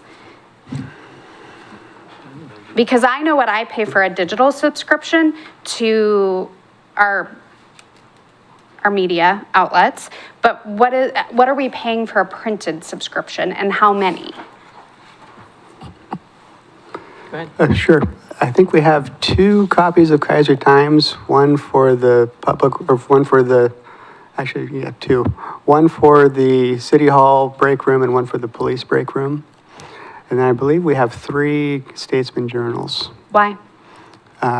One for City Hall, one for Public Works, and one for the police department break rooms. Okay. Thank you. I have a follow-up. One more follow-up. Just one more. Just one One more. So, and I don't know if this might be a Mr. Lindsay question or a Mr. Brown question, but if we'll use this coming week and weekend as an example. If we had a conference this weekend and I learned last minute, within a couple weeks before the event, that I had to travel for work, and I had to cancel, which I did, but thank goodness we didn't have to pay to be in the Keizer Fest, right? Participate in that. Would I be do we have a policy about me having to pay if I canceled due to an extenuating due to like a work conflict at the last minute? So I'm looking at the council conference registration. You mean like Right, line 17 or line 20 provides for us to go to a conference. So I'm just pretending that Keizer Fest was a conference for me this weekend, and I had to cancel at the last minute. You guys had registered, right? Because it's in the budget for me to go to that conference, and I canceled due to a working conflict. Would do we have a policy about, does the city just eat that cost, or do I pay that? What's the policy on that? Well, first off, if we couldn't get a refund from the vendor, then the city would end up having to eat it, yes. wait, if we couldn't get a refund, then what? The city would have to eat the cost. Do we usually get refunds? On occasion, sure, yeah. What's on occasion? Mm-hmm. If it's done on time. Okay, thank you. Okay, Mr. Thompson. Okay, I know after. Thank you, Madam Chair. So our friends at the state capitol in Salem are rolling us on things like PERS and liquor tax and marijuana tax, the tax that we don't talk about, on the financial side. On the policy side, they're tying our hands on homelessness, they're tying our hands on zoning and parking and all those things that are livability issues. And I'm looking at our League of Oregon Cities payment, and I'm feeling like I'm not getting good representation. Now, that could be because our policies don't align or our priorities don't align. It could be that they're having some overwhelming issues over there, which totally understandable. I'm wondering if it's time, and I'm thinking out loud here, if it's time we have a discussion about how we interface with our state government, because it's getting really expensive and it's not, I'm not getting a warm fuzzy from the big marble bowling trophy. Let's leave it at that. And so I mean, is it time for Keizer to get its own contract lobby representation? Is it time for us to evaluate what kind of organizations we're part of? Because we're spending $35,200 at LOC, and every time I turn around, it's costing us more money to be here. So I'm throwing that out there as maybe a general discussion, that maybe it's time we have a larger discussion about what our relation, how we relate to our friends in Salem. Thank you, Madam Chair. I would say the League of Oregon Cities is probably the one that we get the most out of. And I don't think we could duplicate the efforts they have going on. They have 3 or 4 lobbyists. Microphone. Microphone. Okay, thanks. Yeah, I was saying, I don't think we could duplicate the efforts that they're putting out cheaper than what they're doing, or necessarily more effective. There are some cities that have their own lobbyists. Oh, yeah. Like Hillsborough, Portland. But by and large, I would say our priorities in our line up with the league on probably 90 to 95% of the time. And but we're getting rolled. I mean, we're getting rolled on a lot of these big issues that are really expensive. Right, but having our own lobbyists, that hasn't helped Portland, that hasn't helped Hillsborough. It's not a matter of having our own representation there. It's generally the league has well-respected lobbyists, but it's the parties that they're going against, that the counter lobbyists that are protecting the costs that we're I don't know. It just feels like we're paying a lot of money and we're still not winning. I mean, it hurts, so. Yeah, and the league is an ORS 190 organization, so they're, I'm pretty sure they are, but we'll double check. What that means is that they are a government that we have to participate in. We have to? No, we don't. No, we don't. Legos, LLC? No. Well, we'll verify that, or disapprove it, one way or the other, but. Thank you. Ms. Cross? Okay, well, I have a follow-up to, and then I still have my original. Thank you, Chair Parsons. Follow-up is before, I would like to say that if that's the case, before we vote on this little chapter, whatever we want to call this, that we find out if that is mandated or not. Because I believe that some things are mandated or not. And to be the devil's advocate on Council President Starr's SEDCOR question, and I love SEDCOR and have been attending their meetings for over 20 years, is that even if you don't pay that annual membership fee, you can go to SEDCOR's. For anyone that's thinking about SEDCOR, you can also attend as a non-member to their events. Right, Bruce? Aren't you on their board? You were, see? So you still can attend SEDCOR meetings without being a member. So I appreciate that Shani has been looking at, as I'm complaining about travel costs, that we are looking at all the dollars and cents on both sides of memberships also. And wouldn't we, as we're looking at this as general administration, weren't we considering the Salem Chamber cost? Shouldn't that be in here also, or no?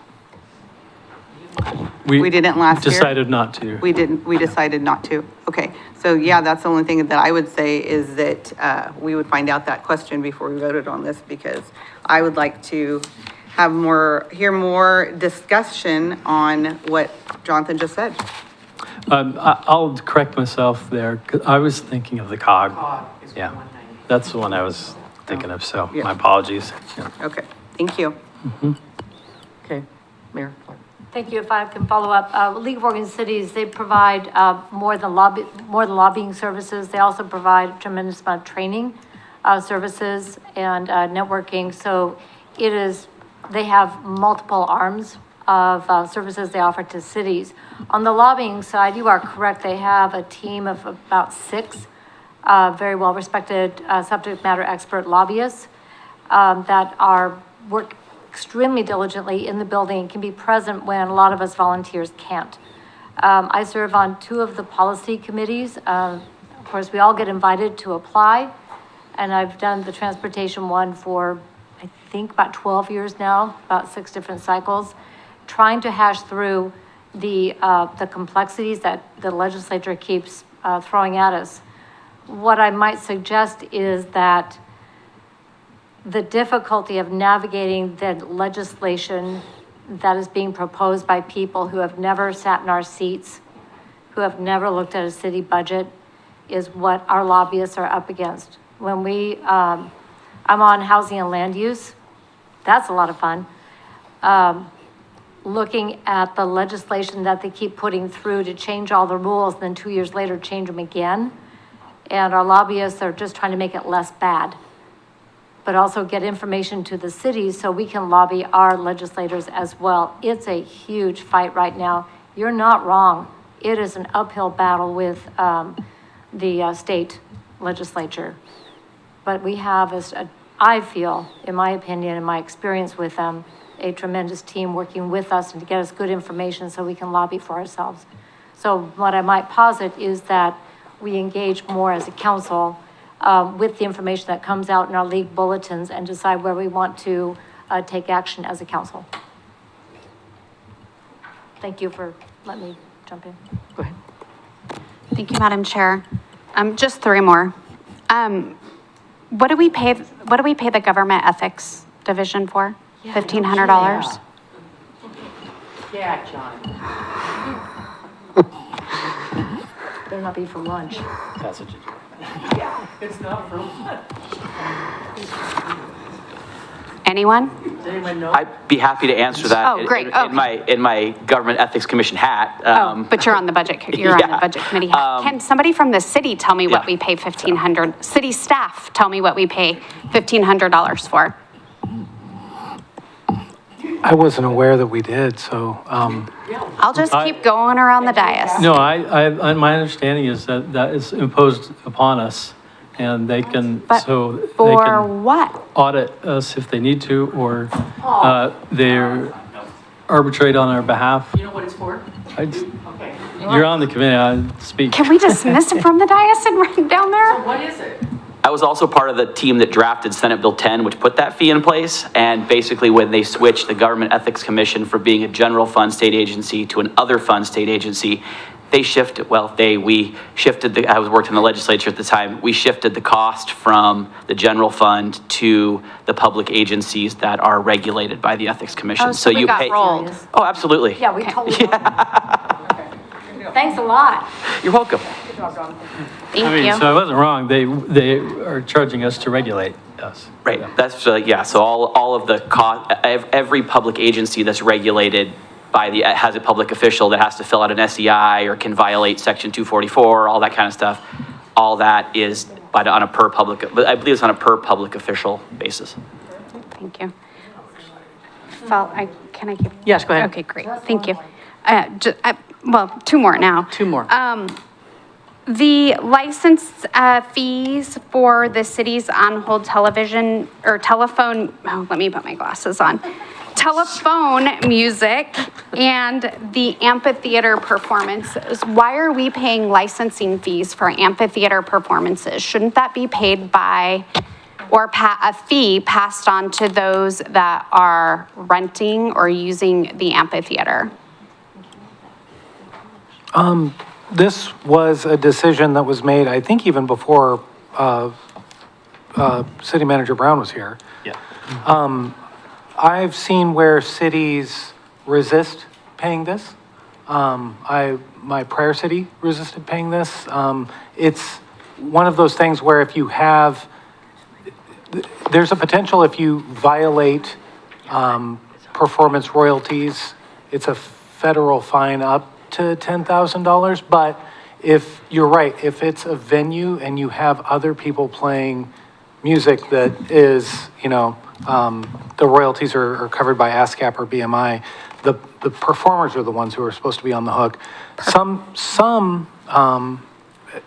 And we're a government entity that doesn't usually charge admission, although sometimes I've seen where people get on the hook if, you know, you had, say you charged admission to come into the beer garden, or you were, if you were making any sort of, like the arguments they make is if you're making any sort of money at all in a venue and then that venue is playing the music, maybe you should have gotten them too, like that. And so I assume that's where the decision that was made before Mr. Brown even got here, they just acquiesced and said it's maybe cheaper to do that than it was to ever argue down the road that if we ever stood to make any money whatsoever. I want to be that- clear. yeah. I'm not advocating that we don't fulfill our contractual requirements to pay royalties. My question is, are we passing that on to the entities that are renting the amphitheater that would play? Like, that's my question. Well, technically, they're just supposed to do that. The rub is always if at the same moment that music was being performed and drawing in any crowd that might give you any sort of money, you might technically be on the hook. I've never really seen them be that aggressive. There was between 5 and 10 years ago, they started getting super aggressive and trying to harass cities that did any sort of festivals or any sort of stuff, because they're like, didn't you make a little bit of money on whatever, and wasn't music playing in the background? And it's, you know what I mean? So you're actually also taking care of the, or taking advantage of the performance of the music. And so that's where I think the person who made this decision before has just said, it's safer to not have that fight, so. But you're right, the people who perform it should definitely be getting performance royalties or performance permission. We might want to look into that. And then, I have more, but go ahead. Oh, he's going to answer that one, okay. Yeah, I've been working with these BMI and ASCAP for at least 16, 17 years now. They aggressively pursue every city. I mean, if you have it playing anywhere, on the phone, whatever, the only upside of it is that there's basically 3 that cover 99% of them, and then these 2 are the ones that cover the greatest majority of it. And so, but the way we pass it on is through our rents, and we could do it inclusive of the price, or we could specify it out, but. Just something to think about, because we're all watching our budgets and pinching our pennies. But a follow-up to that is our on-hold telephone music. It's getting late. Our on-hold telephone music, it seems to me that would be a great opportunity for us to have our own messaging for our city, rather than on-hold messaging. So just something to think about if we're wanting to communicate messages to our community. Why are we not doing it on the on-hold? I think there's ways we could do that ourselves. So just an idea.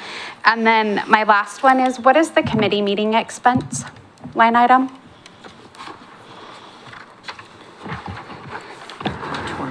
Well, the pens that you guys got, that's where those dollars come from. Okay, so I think it's a grand gesture. I didn't need 4 of them. So I don't know, in this age of pinching, tightening our budgets, and right, we've heard that loud and clear from our community. I think that's something that would be great if we could look at for the next year. So, because I think it's a lovely gesture. I just wonder, some of us got more than 1. So, thanks. Thank you, Madam Chair. Interesting that as we talked about giving 4 cookies to different people, we thought it'd be better to give pens than cookies, and it was about the same price. So would you rather have 4 cookies or 4 pens? That was one thing, but but back on the ASCAP, I happen to belong to the National Funeral Directors Association, who as a group pays ASCAP, and we have a small fee that we pay per funeral home for the ASCAP licensing, which is significantly less than what we're looking at here. We play a lot more music than y'all do. We play better music. Are there any other questions about this general administration? What? Oh, wait. Yeah, I'm moving back to the BMI question. Just in the contract that we have for people that use the amphitheater, is there a line in there that states that they're required to have that coverage and that we're not liable, or something like that, to just kind of cover us as a city, but put it on them to make sure that their insurance covers that? Great idea. Who, do they contract through Keizer Fest, not through us directly, do they? I think it's through the chamber. Some of them do. Some of them are direct. So we have the summer concert series, which we pay for, or give them a stipend, not for the whole. And then the Keizer Fest, Tim's here, we pay a small piece of what the whole costs. So we're not actually collecting a rent for that. And then Keizer Fest is their own entity, so we don't have a lot besides that. For the record, on the concert series, we carry all those BMI, all that stuff. Yes, I figured they did. Chamber, you carry yours too. So is it And Jonathan, does the chamber also pay for your guys' bands, or do they have to pay their own? I don't know what our contracts with the band say. That's not something I've ever read, so I can't answer your question. Thank you. But Dan will be here tomorrow night. You could probably Are there ask any Dan. other questions on this general administration fund? Okay, I guess I still have the same question. Like, when we have the ability, does our paperwork let them know that that's required? Is, I guess, my question. And maybe there isn't paper, I'm guessing there's paperwork somehow when someone wants to use that. I would have to double check our paperwork. We have a form, about 2 or 3 pages. Actually, if it's a bigger event, it has an addendum to it as well. I'd have to look at that to see if it's in there. I can't remember off the top of my head. okay, are there any other questions? So do we want to entertain a motion then to pass this or not pass this or whatever right now, or do you want to do it after break? You could do it either way. Huh? We should go on a break. We'll do it after the break. We are breaking for 10 minutes at 8:02. Be back at 9:00, no, be back at 8:12. I was going to give you an hour. Shoot, I was.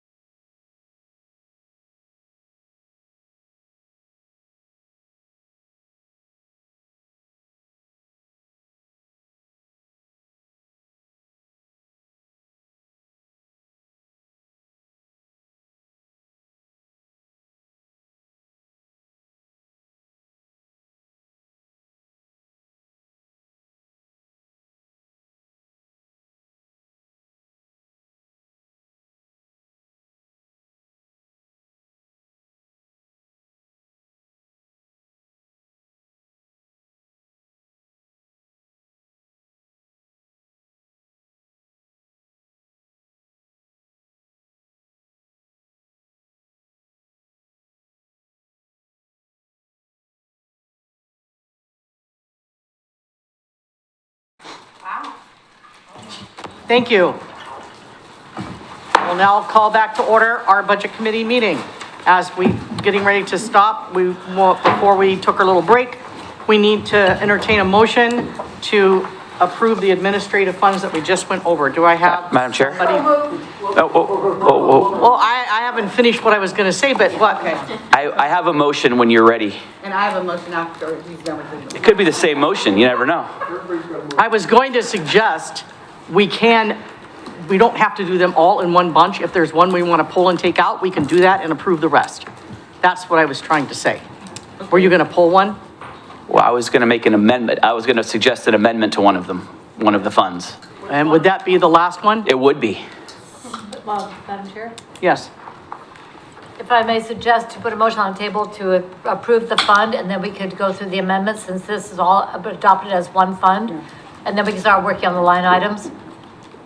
Because you want to look at the administrative fund and particular line item, we could amend.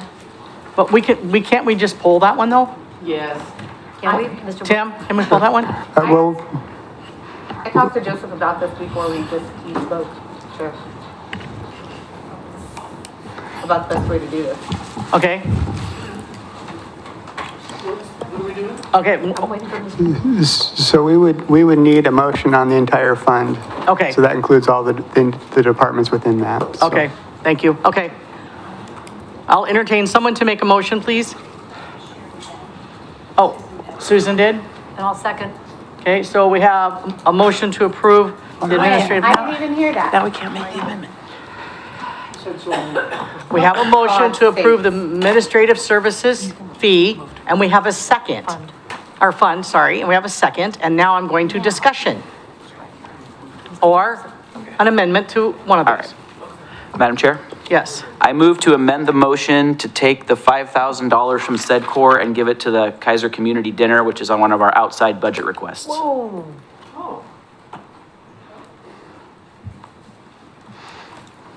Will she accept it? You're the mover. He made it a motion. You know, he, Oh, it was a separate motion? yeah, to amend. It's a motion to amend. that.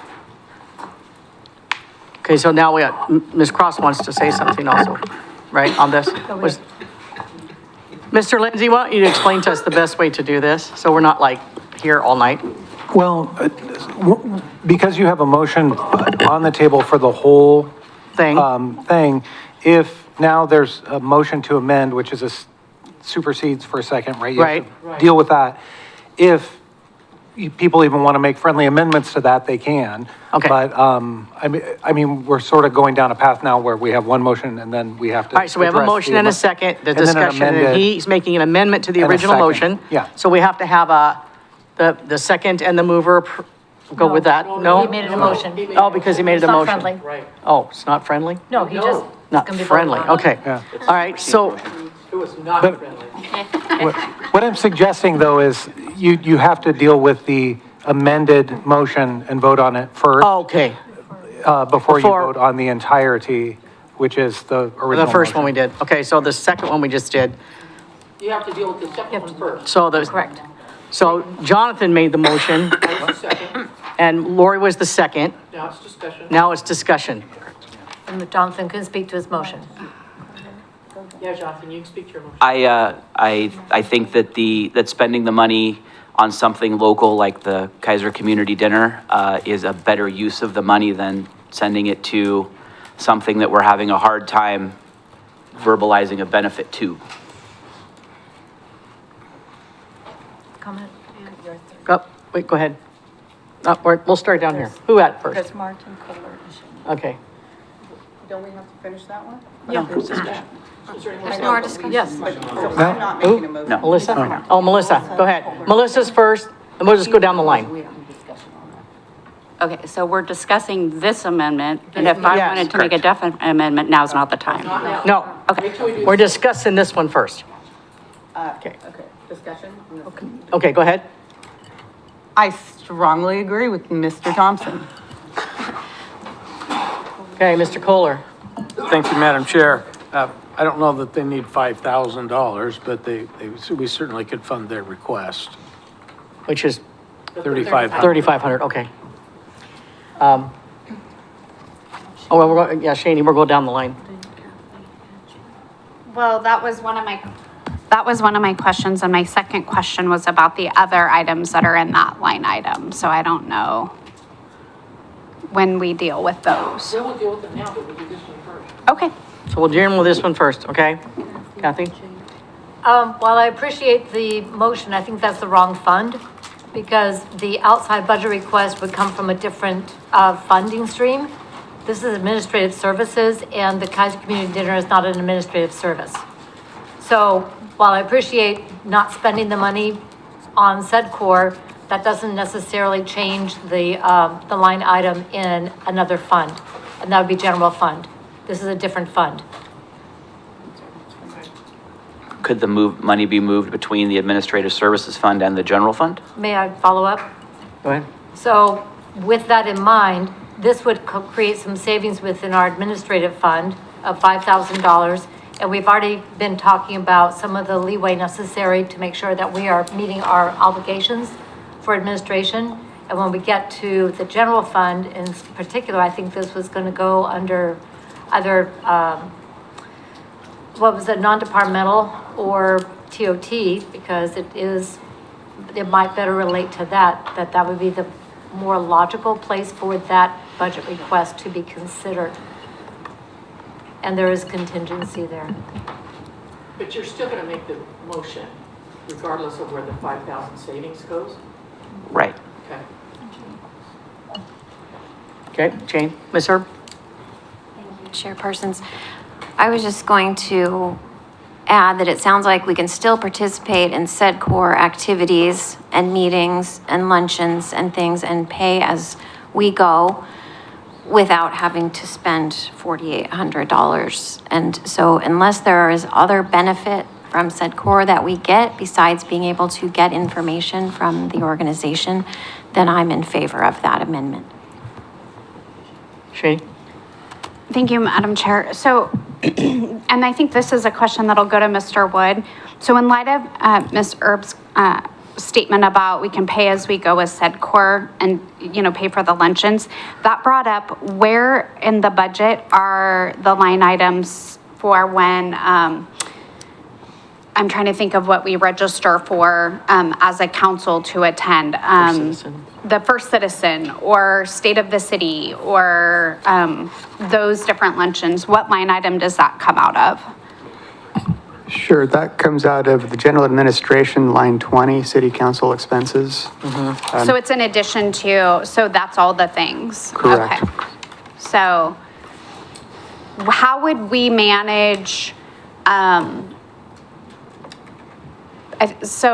would we manage the expenses for paying a non-member rate to something like SEDCOR?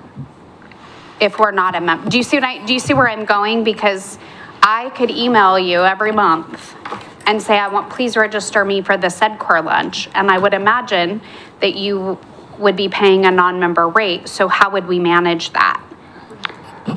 We would have to actively manage that budget to make sure we have enough dollars available. Or the council would make a policy that we don't attend non-member things without checking with.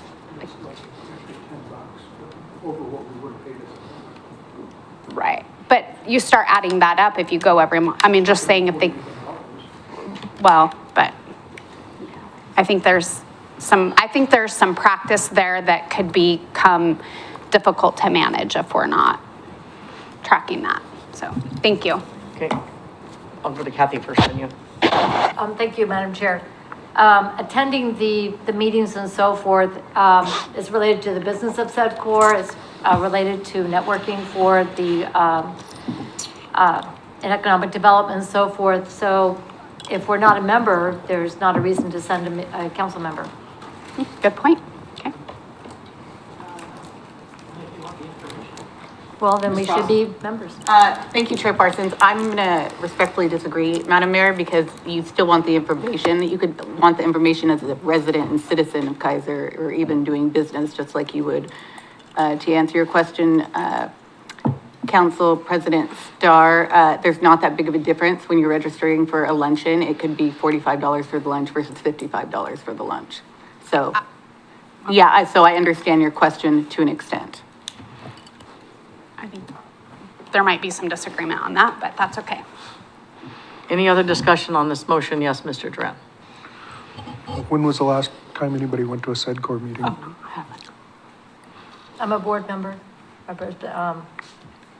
So yes, earlier in April, I went to the Ag Breakfast. I went to the Economic Summit when you guys were at, well, not you, but when some of the council members were at the Pendleton League Spring Conference, I went to the SEDCOR Economic Forum. So that was 2 last month. Follow up. So it's really not an issue. If it's maybe just $100 a month for one person. I mean, and it's probably not even a month, a quarter. So it sounds to me like we're saving a lot of money even if you still go. But no services. Yes, sir. Thank you, Chair Parsons. I would just like to know what the benefits are of the membership. And so Kathy, you said that a little bit earlier, and I would love to hear more. What does it benefit the residents of Keizer to be a member of SEDCOR? I think the membership benefit has been for Keizer to be at the table when we're discussing and bringing attention to the Willamette Valley as our economic base. We're the second largest metro area in the state, and oftentimes we miss opportunities when we're not at the table. We don't understand maybe what the position of Keizer is and what we can offer. Yes, we are small, but we are mighty. We're the second largest city in Marion County. And sometimes we need to be present in order to have that acknowledged and for people to understand the opportunities if they choose to do business in Keizer. We have a lot of the micro data, energy that's starting to really come online with discussions. We also, with our sports tourism and so forth, we do have Travel Salem, we have other development. But I think that being present for discussions regarding our economic opportunities analysis is way out of date, and this is pretty much the only source that we have right now to really understand what our financial and economic position is in the state. If we step away from the table, then we will step away from being part of the discussion when the businesses are looking to come to this area. So I think it's just a loss of presence. And they sort of do a lot of services in terms of projects, in terms of innovation, ag link and so forth. It doesn't benefit Keizer. It benefits our agricultural communities around us. Ms. Christopher? Thank you. So Sarita, you were saying that if the mayor will agree to continue to attend those meetings and go to those meetings, she will be able to. Yes, ma'am. So That is my belief, and again, I would say she's on the board, and Bruce, I believe, is on the board. No, he's off now. But he was on the board for quite many of years, so he would also be able to answer that question. I was just participant for many years. So if the mayor's willing, we're not going to lose that connection. I mean, you could visit. I I'll won't see if I have to. can- The mayor will. I might lose my board position. But you'll still be there. You'll still be there gathering information. Separately. If you're willing to. Yeah, that would be a different role, but yeah, I think I would have to resign my board position. I have a friendly amendment to the motion, if I may. I appreciate the notion for supporting the community dinner. I believe this is the wrong fund for that. To fund it through the administrative fund. So can we separate these two conversations, understanding that there's an intent when we get to that page in the general fund for the community dinner to have that conversation and simply have this conversation about SEDCOR and separate these two? So would you be willing to accept that amendment? My intent is to get the $3,500 to the community dinner that they requested. I think using SEDCOR money to do that, the money that's budgeted for SEDCOR to do that, I think is a good exchange. The mechanics of that, I'm not opposed to if we have to change the mechanics. So if we need to put it back in this fund and take it out of another one, I'm fine with that. I'm just trying to offset them. So I would accept the amendment to that motion with the understanding that if the mechanics have to change, that's fine. Okay, I'm the second on that. But that means your motion then becomes that we're just eliminating the said core membership. Yes. Correct. And then we'll have to revisit the food bank or the dinner under the right. I just want to make sure you knew Yeah. what. Yeah, I'm okay with that if that makes it easier for, I mean, I'm getting a nod there's a from, I'm second getting a on the- nod from Tim, so I'm not gonna second guess him on that, so. Okay, and the second is agreed also. So now the motion on the table is to delete the funds from said core, period, right? Or just remove them. Or just remove, just not renew the membership, right? Remove the funds. Do I have that right? Yes? Okay, any more discussion? Okay, all those in favor say aye. Aye. Opposed, say nay. Nay.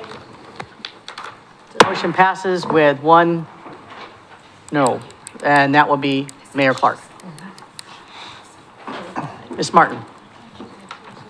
So now we're back on the original motion? Yeah, now we're back on the original motion. Okay. I As would like to amended. make an amendment to the original motion. A friendly amendment to the original motion. Thank you, Madam Mayor, or Madam Chair, sorry. To reduce the COLA increase to 2.1%, by 0.5% to 2.1%. From 2.6. From 2.6% to 2.1%. I'm not sure we, Purposes of discussion. I don't think we can do that. Because the union contract. It would only be for the non-represented. Oh, the non-represented employees. So is that something, Mr. Lindsay, that we could do if we so choose? It is budgeted for, or in, those that are in a contract cannot be changed. Those that are not in a contract can be. Okay. So that was not a friendly amendment, that was a motion and a second, is what I heard. So right now, we have two contracts that are open. We haven't negotiated that yet. And then we have one contract that is in the middle of it's the LiUNA.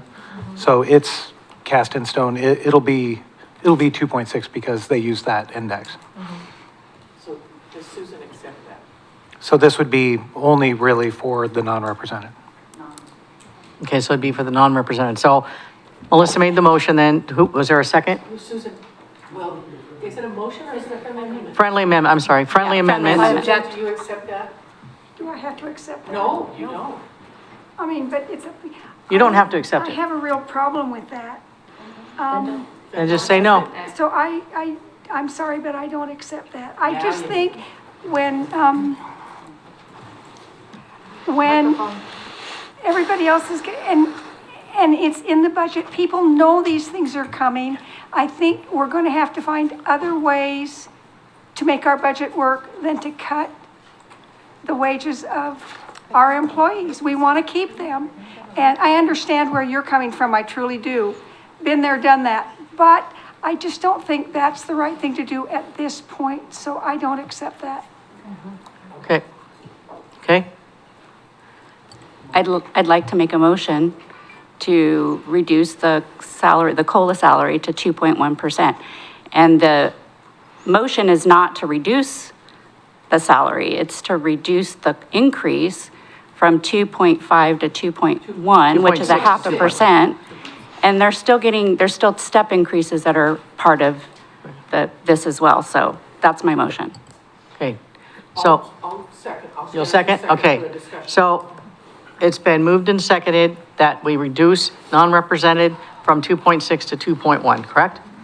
Okay, discussion? Ms. Herb? Thank you, Chair Parsons.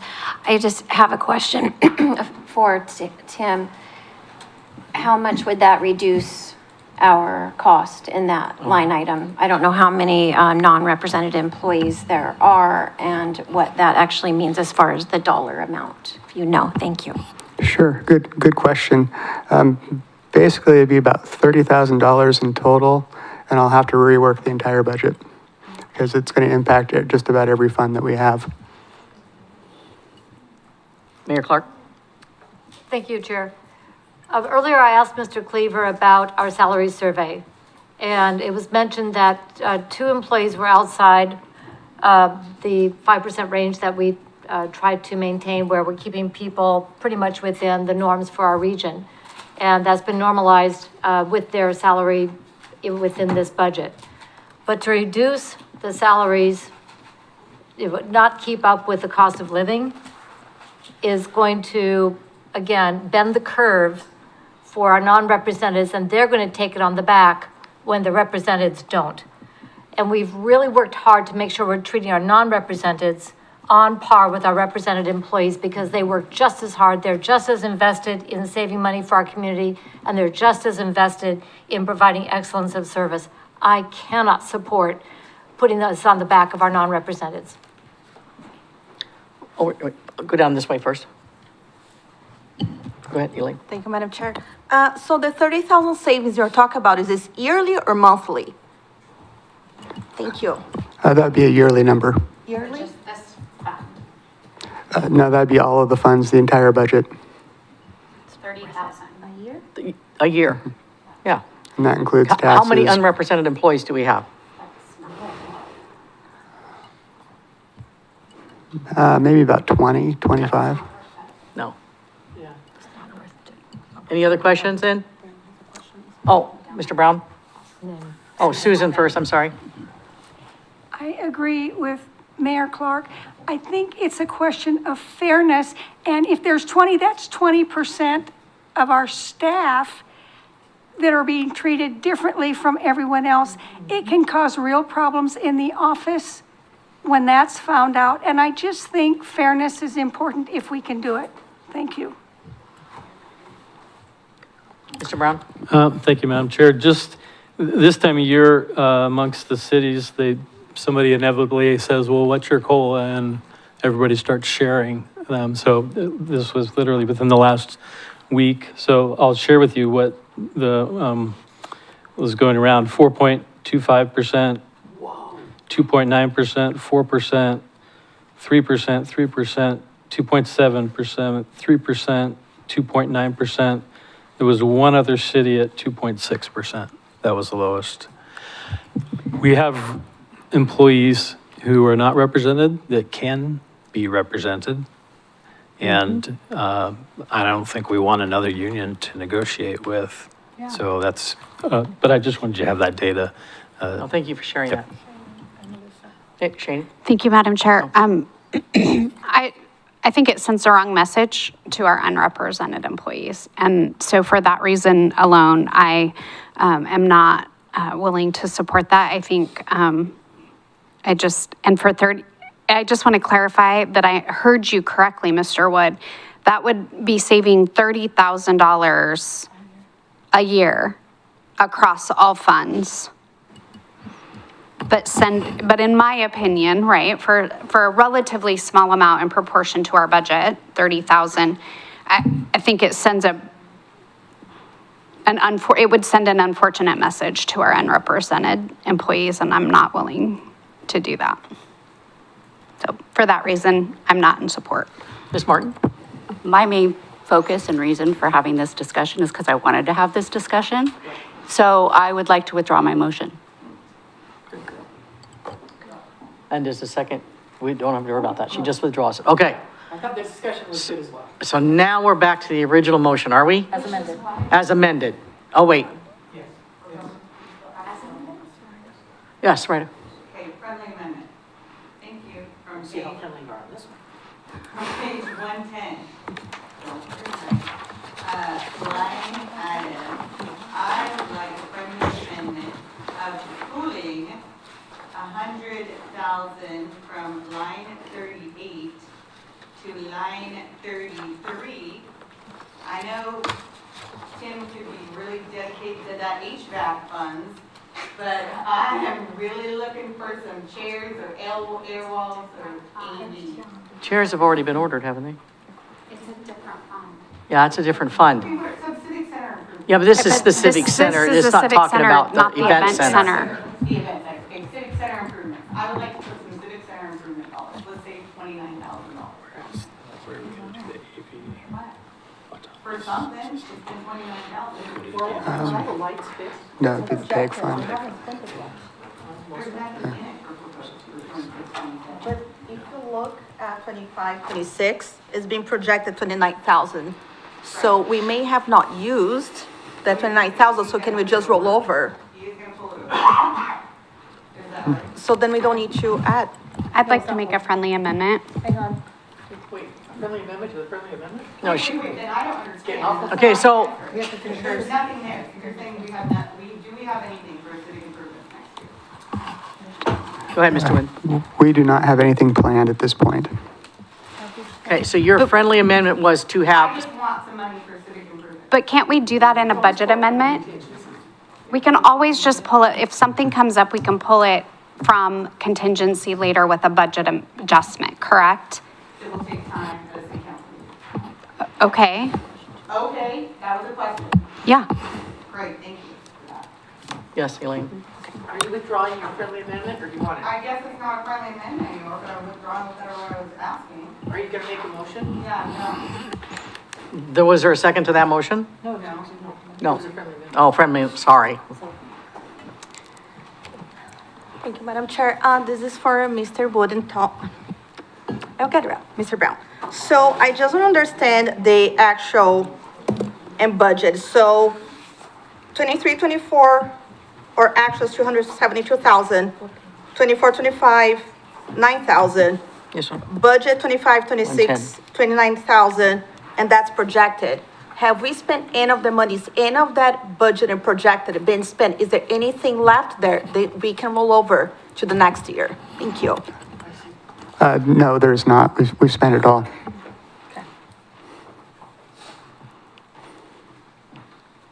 Okay, Mayor Clark. So just one more clarifying question. So we have 5,000 in contingency, so if there's a small project that needs done, we have the funding there to do it. Is that correct? That is correct, yes. Thank you.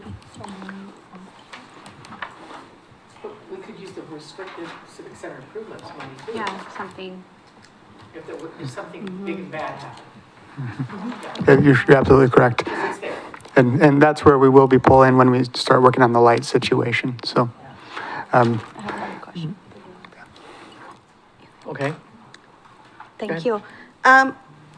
So then again, trying to understand everything's been asked here. So line 27, maintenance replacement, our budget for 25, 26 was 24,000. Our project is 15. So we have a 10,000 left over, rolling over to the next year. Could we move 5 or 10,000 to the civic center improvement just so there's something there? I know we have the contingency, but would that maybe even things out depending how that needs to be spent? Thank you. Ending fund balance. We could, I mean, that could be an option to move dollars, although I think for the equipment maintenance and repair, that is a rough estimate. I mean, if you look back 2 years, we spent 30,000. So I'd be a little anxious lowering it too much. I would rather, if you folks are moving that direction, pull something out of the contingency, to be honest. Ms. Christopher? How's about this? You said that we're going to start looking at lights, we're gonna start working with Energy Trust. Why don't we put a placeholder in there? Why don't we pull $30,000 out of the Civic Center, what are you calling it? Civic Center Improvements line? Let's put $30,000 in the, line 33, designated for lights. How do you feel about that? Great, yeah, that's a good idea. Okay, that would be my friendly amendment. How do you feel about that, Susan? How is that different? Oh my God. She's friendly with that one. How is that different? It's not any different. It just designated a purpose. All it did was designate a purpose. That's what she did. Like, let there be light? Yes, let there be light. That's what all she- it did. That's the But only that's what she difference, did. That's Sarita. It was pretty much the same, And but. it was accepted as a friendly amendment. Okay. Object. Oh, now we have to make a motion. Yeah, because I think it is, we already have a CIP that's going to include the lights. We will see that list tomorrow. If I want to start divvying it up in the budget to make more line items, I'd rather see the list and then talk about. Oh, I don't what that disagree looks with like. I that. don't, yeah, Let's I keep it agree. simple. I don't disagree with that. I'd like to see the CIP list. And we'll see it tomorrow. Could we revisit this tomorrow if we want to make a change after we see the CIP list? Yes, we could. So, yeah, but we can pass, I withdraw it. Let's see the CIP list and then we can decide. Yeah, we approve everything except for this one. okay, so now we're still back to the original motion, correct? Correct. As amended. As amended, yes. There are no amendments. Yes, No, one. the original one there was. Oh, no. No, yeah, we eliminated SEDCOR. The SEDCOR, no, the He wanted a SEDCOR. motion and we all agreed, so it is as amended. You didn't agree as a friendly amendment. We rolled you. Wow, could we, all right, I think the. To eliminate said core member. Okay, the motion with the amendment is, oh my gosh. Melissa. Yeah, Melissa, could you tell me what that is, please? Yeah. Moved and seconded to. It's been moved and seconded to, yeah, To approve the Administrative Services Fund. as amended. There we you go. You did it. And the amendment is pulling said. Polling SEDCOR, yes. Yeah. Okay. And who was the second on that one? It was done. Oh, it was done. Okay, well, Okay. all in favor say aye. Aye. Opposed, say nay. I say we quit here. No, we're never gonna get done. We've got Public everything Works. tomorrow night. Let's go street. Okay.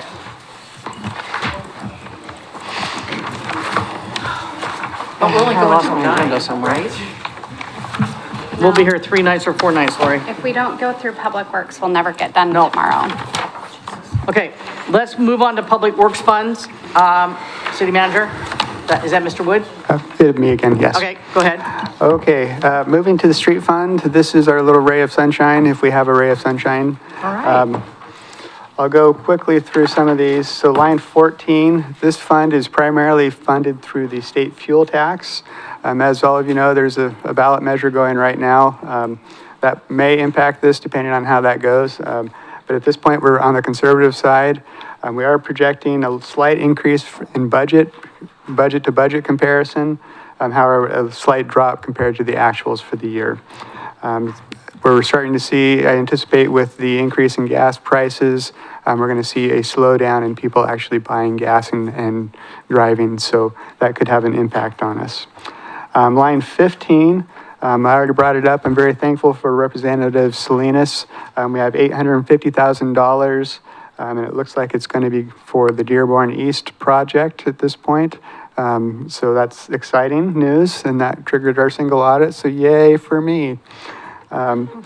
Line 16, right, always on the bright side. Line 16, last year we borrowed some money, scrimped and saved to do the Verda Lane Urban Improvement Project. ODOT got a whole bunch of money out of us and then said, oh, hey, we're gonna give some of that back. The initial estimate was $1,291,600. However, as we speak, they keep having more change orders. So that number is probably going to shrink. How much it's going to shrink is yet to be determined. But that's the last solid number that we had. So to the extent that there isn't change orders, that's what we'll see. So I guess we'll have to just kind of wait that one out and not spend until we know we have the money. Thank you, Mr. Wood.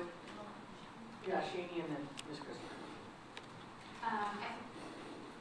That was, I will wait until he's done talking through the expenses. I just wanted you to know that. So ODOT bid the job. Correct. They bid the job at $1,291. Now they're making their own change orders? And we have no say in that? The project is much larger than that. This is just the refund money that they're going to give to us. Okay. So we already paid them last year, Got it. and this is the Okay. money that we're getting back. But they're doing, they bid the job, but they get to do the change orders, Correct. and we can't stop anything. Pretty sneaky if you ask me. Sure is. Yeah. Sure is.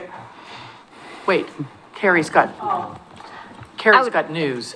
Thank you. I would just like to make a clarification. ODOT is managing the project on behalf of the city of Keizer.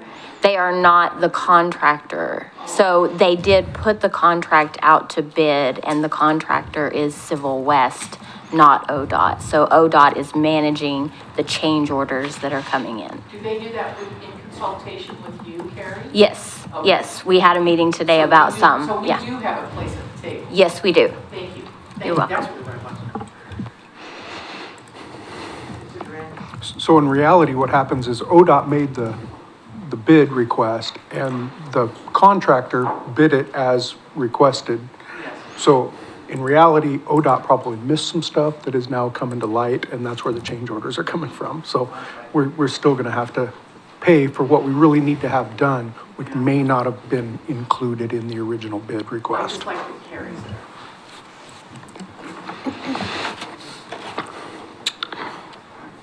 Moving on to page 116, as far as the personal services go, we have 1.05 employees dedicated to the streets. As we look at the materials and services, we've got a few things that stand out. Line 49, contractual services. This is for pavement markings, right-of-way landscape, maintenance, those kind of costs. And we are seeing some of those go up, so you are seeing a fairly big pickup there. Engineering, I guess that's flat. Let's see. Line 57, this is where the sidewalk gap and repair program lives now. So this is the program City Council's been working on, trying to get into place. So again, we're going to have to be cognizant of what comes back from ODOT because that's part of our funding sources. So we're going to need to make sure that we have the dollars available. Line 61, traffic light utilities. Electric costs are starting to go up there, so got to keep our eye on that. As we move into the capital outlay, line 69, the Verda East project, so that's the $850,000. We're also doing street resurfacing, 1.5 million. And then line 71 is the arts program, so that's the turns on River Road. And let's see. Actually, I'll turn it over to Public Works Director to talk about the arts project. It doesn't include art. Thank you, Chair Parsons and Tim. So ARTS is an acronym. It stands for All Roads Safety, Transportation Safety. Yeah, and that is the flashing yellow arrows for the signals along River Road. That is our portion of that Just, project. Madam Chair? Just real quick, for the Budget Committee members that may not know that, these are going to add blinking yellows to River Road, all the intersections are there. So I know our council knows that, but maybe not all the Budget Committee members. Blinking yellows, where, to every? Turn lanes. Turn lanes, oh, turn lanes. Yep. Yes, thank you, Chair Parsons. I just want to clarify, Ms. Boylick and Mr. Wood. So on the notes section on page 117, it lists on line 67, it's the All Roads Traffic Safety Arts River Road Signal Upgrade Project is on line 67, but there's nothing in that line. And I think Ms. Blaylock just said it was line 71. Yes. Yeah, good catch. I can update the footnote. Okay. Get the numbering correct.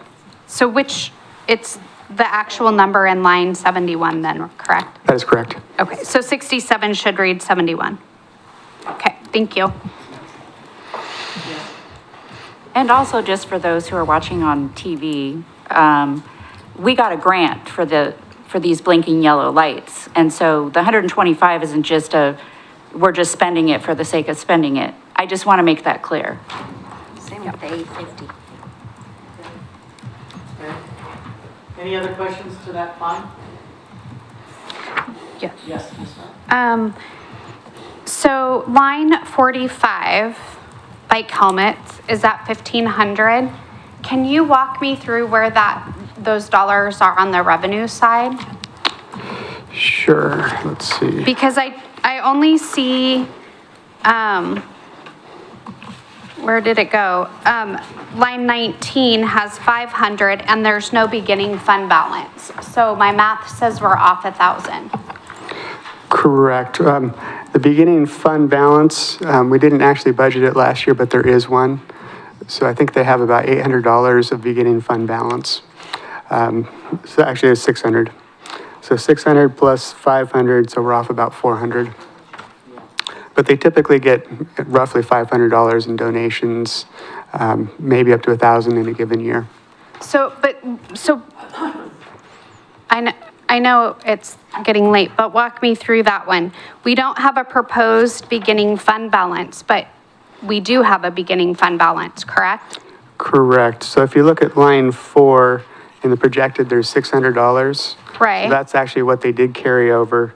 So shouldn't we have a $600 there in a budgeted beginning fund balance? We should, yes. So we need to correct that in our final budget document. Yes. Okay. So and then we have an extra 500, that's 1,100. We're putting an extra $400 from our city budget into the bike helmet fund? Is that what I'm hearing? Correct, yes. Okay, do we typically do that every year? We typically don't spend that much in that area, so while there is a discrepancy, typically they don't spend all that type of money. So It typically what? I'm sorry. They typically don't spend that much. They do. I think that's where I just haven't known us to put city budget dollars in the bike helmet line item, but we are this year to the amount of $400. Correct. Okay. But I just, and then I have a problem with that being a 0 at the beginning fund balance, so I just like that noted thank you. I would like to add on the bike safety donation, I think Ms. Hirsch-Sangster came in and said we have like 72 helmets in storage and we still have money. And So why are we putting it in? so why are we even putting that in there? Was that a request by somebody or? No, actually, if you wanted to adjust it down, we can. That'd be fine. I think beginning fund balance, if they still have the money, plus the donations that they're budgeting, right, is 1,100. I only think the line item should be 1,100. If they have money left over, because And they do, so yeah. he told us that. So when we get to the motion. So when we get to the motion, we can do Yep. as amended, which would be removing that money. If somebody wants to do that. Are there any other questions to this fund? Yes. There are? Just one more. Just one more. One more. Remind me what line 63 is, the MPO support and scats. Is that a membership fee? What is that? Right. Kyle, you want to take it? Well, I mean, that's us to be members for SCATs. I mean, that's, right? Is that the line item then? Yeah. And we have to. Yeah. Okay, I just wanted to make sure it We was get a a lot of money membership out of that, so we want to be at the table. Right. And that's how we get the federal funds. So to Ms. Blaylock's comment earlier about the match that we're getting from Department of Transportation, we get a huge benefit from being part of the MPO and being a voting member to be able to access those federal funds for our transportation projects. How is that different from our membership dues to the COG? They're separate. The COG runs scats. Contractual. So the COG is the contractual entity for the fiscal management of the MPO. And others. I mean, it's Yes. not just that MPO, but. So we're $26,600 plus 15,000, so what, 31,000? Yeah. It's a separate No, fund. way more than that, 41,600. It's a separate fund. Whew. The MPO is a separate fund. Whole separate meetings. Well, and they're separate entities. One's federal, one's an ORS 190. Okay, everybody get that? Go ahead, Mr. Brown. MPO staff is federal. Excuse me, Mr. Brown has a question. Like, I think it's worthwhile for Councilor Duran to repeat what he said a little bit earlier. I think it was, might have lost about what we Well, get. how much money we, yeah. Yes. Oh, yeah, for sure. Millions of dollars at a time. I mean, I can't remember what this Verta Lane is 7-some million from federal. And, then the upcoming one, which it's still, 4 or 5 years away for, Wheatland Road. Yeah, Wheatland. Is gonna be that and more by the time we get there. So yeah, it's huge. It's a lot of money, but if we weren't there, we would have a hard time getting that money. But I don't think we can't not be there. I think. Right, yeah. If we want to be involved. Yeah, it is. But we do get a lot out of it. So that's one that is well worth putting the money into. Money out. Yeah.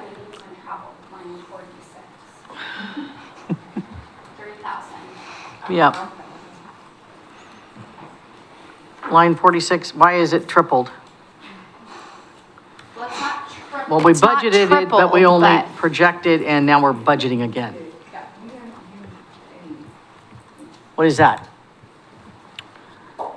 That's for the street fund employee if there is travel training. It's all the street fund. Which could be Right. more this year. All right, any other questions on this fund? Oh, wow. Go ahead, Mr. Duran. So, this is more of clarification. Line 84, Transportation Improvement Fund says that it is repayment of inter-fund borrowing. So that's gonna come back from the money that we're being credited, we're hopefully being credited back. We're paying the money back, the fund that we took out for the extra money that we had to put in to match this project. That's correct? That is correct, yes. Okay, Yeah. So eloquent. sorry. Okay. And who is it? I'm sorry, Ms. Cross. Oh, he did? Okay. Shaney. I just wanted to say thank you. There's no unanticipated expense line this year, so thank you, team. All right, good job. Okay. I appreciate that. I will Thank you. now, if we're all done with the questions, I'll now entertain a motion to pass the street fund. So moved, as amended. Second? Okay, it's been moved as amended and seconded that we approve the street fund as amended. Any more discussion? All in favor say aye. Aye. All opposed say nay. Motion passes unanimously, whatever that word is. It's late. Okay, let's get to the street lighting district. Is this you, Mr. Wood? That is correct. Street lighting district, this is a pass-through.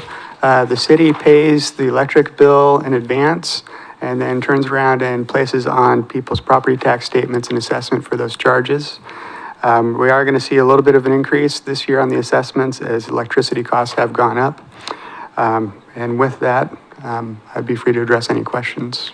Okay, I have a clarifying question. So the tax lighting assessments, that's off of our tax bill that we pay for our lighting? That is correct. And that's what we get here? That's what all that is? That is. Okay, thank you.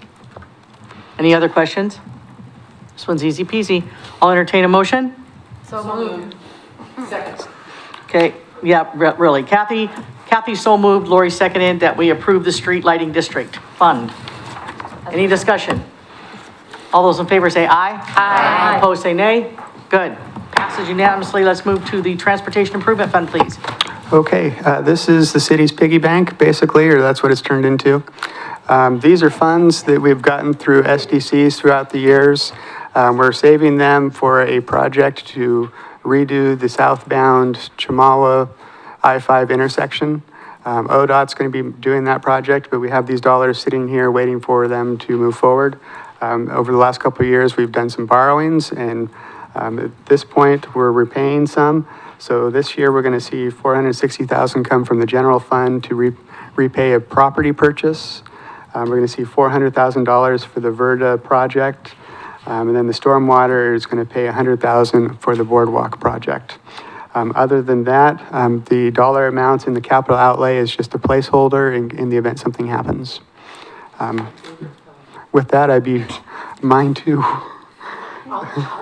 Okay, any questions? Question. Yes. This is a very off-the-wall question that I asked this morning, and I probably won't get an answer tonight. But line 7, interest. We know that a certain government that resides in a big marble building has a practice of keeping the interest. This looks like a tremendous ongoing funding stream for our sidewalk program. Oh. If we're allowed to do that.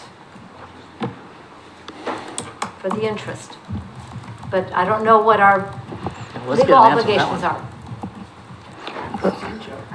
That could be a potential option. However, we got to follow interest rates. When I first started here, the interest was something to talk about. And then there was about 5 years where it was not something to talk about. So we went from getting $1 million in interest down to, $200,000 or $300,000. And that gets spread out through all of the funds. So I appreciate the thought, and I think we could use the interest for that if we so choose, or if you so choose. However, just bear in mind that as the interest rates go up and down and the city's cash balances go up and down, that would have a significant impact. We're also coming off of having that $8.8 million that we had in our bank accounts for quite a long time. Like I say, as far as interest rates go, I've tried to get my magic ball out and figure out where I think it's going to go, and I failed. However, as far as interest goes, last year's budget was too small, so we're getting more interest than what we had originally budgeted. However, next year I'm anticipating it's going to be lower because we're seeing a downward trend with both interest rates and with our cash balances. So it might be something to put a placeholder on, and as we go through the years, maybe there's a council policy in there that could be fleshed out. Okay, follow up?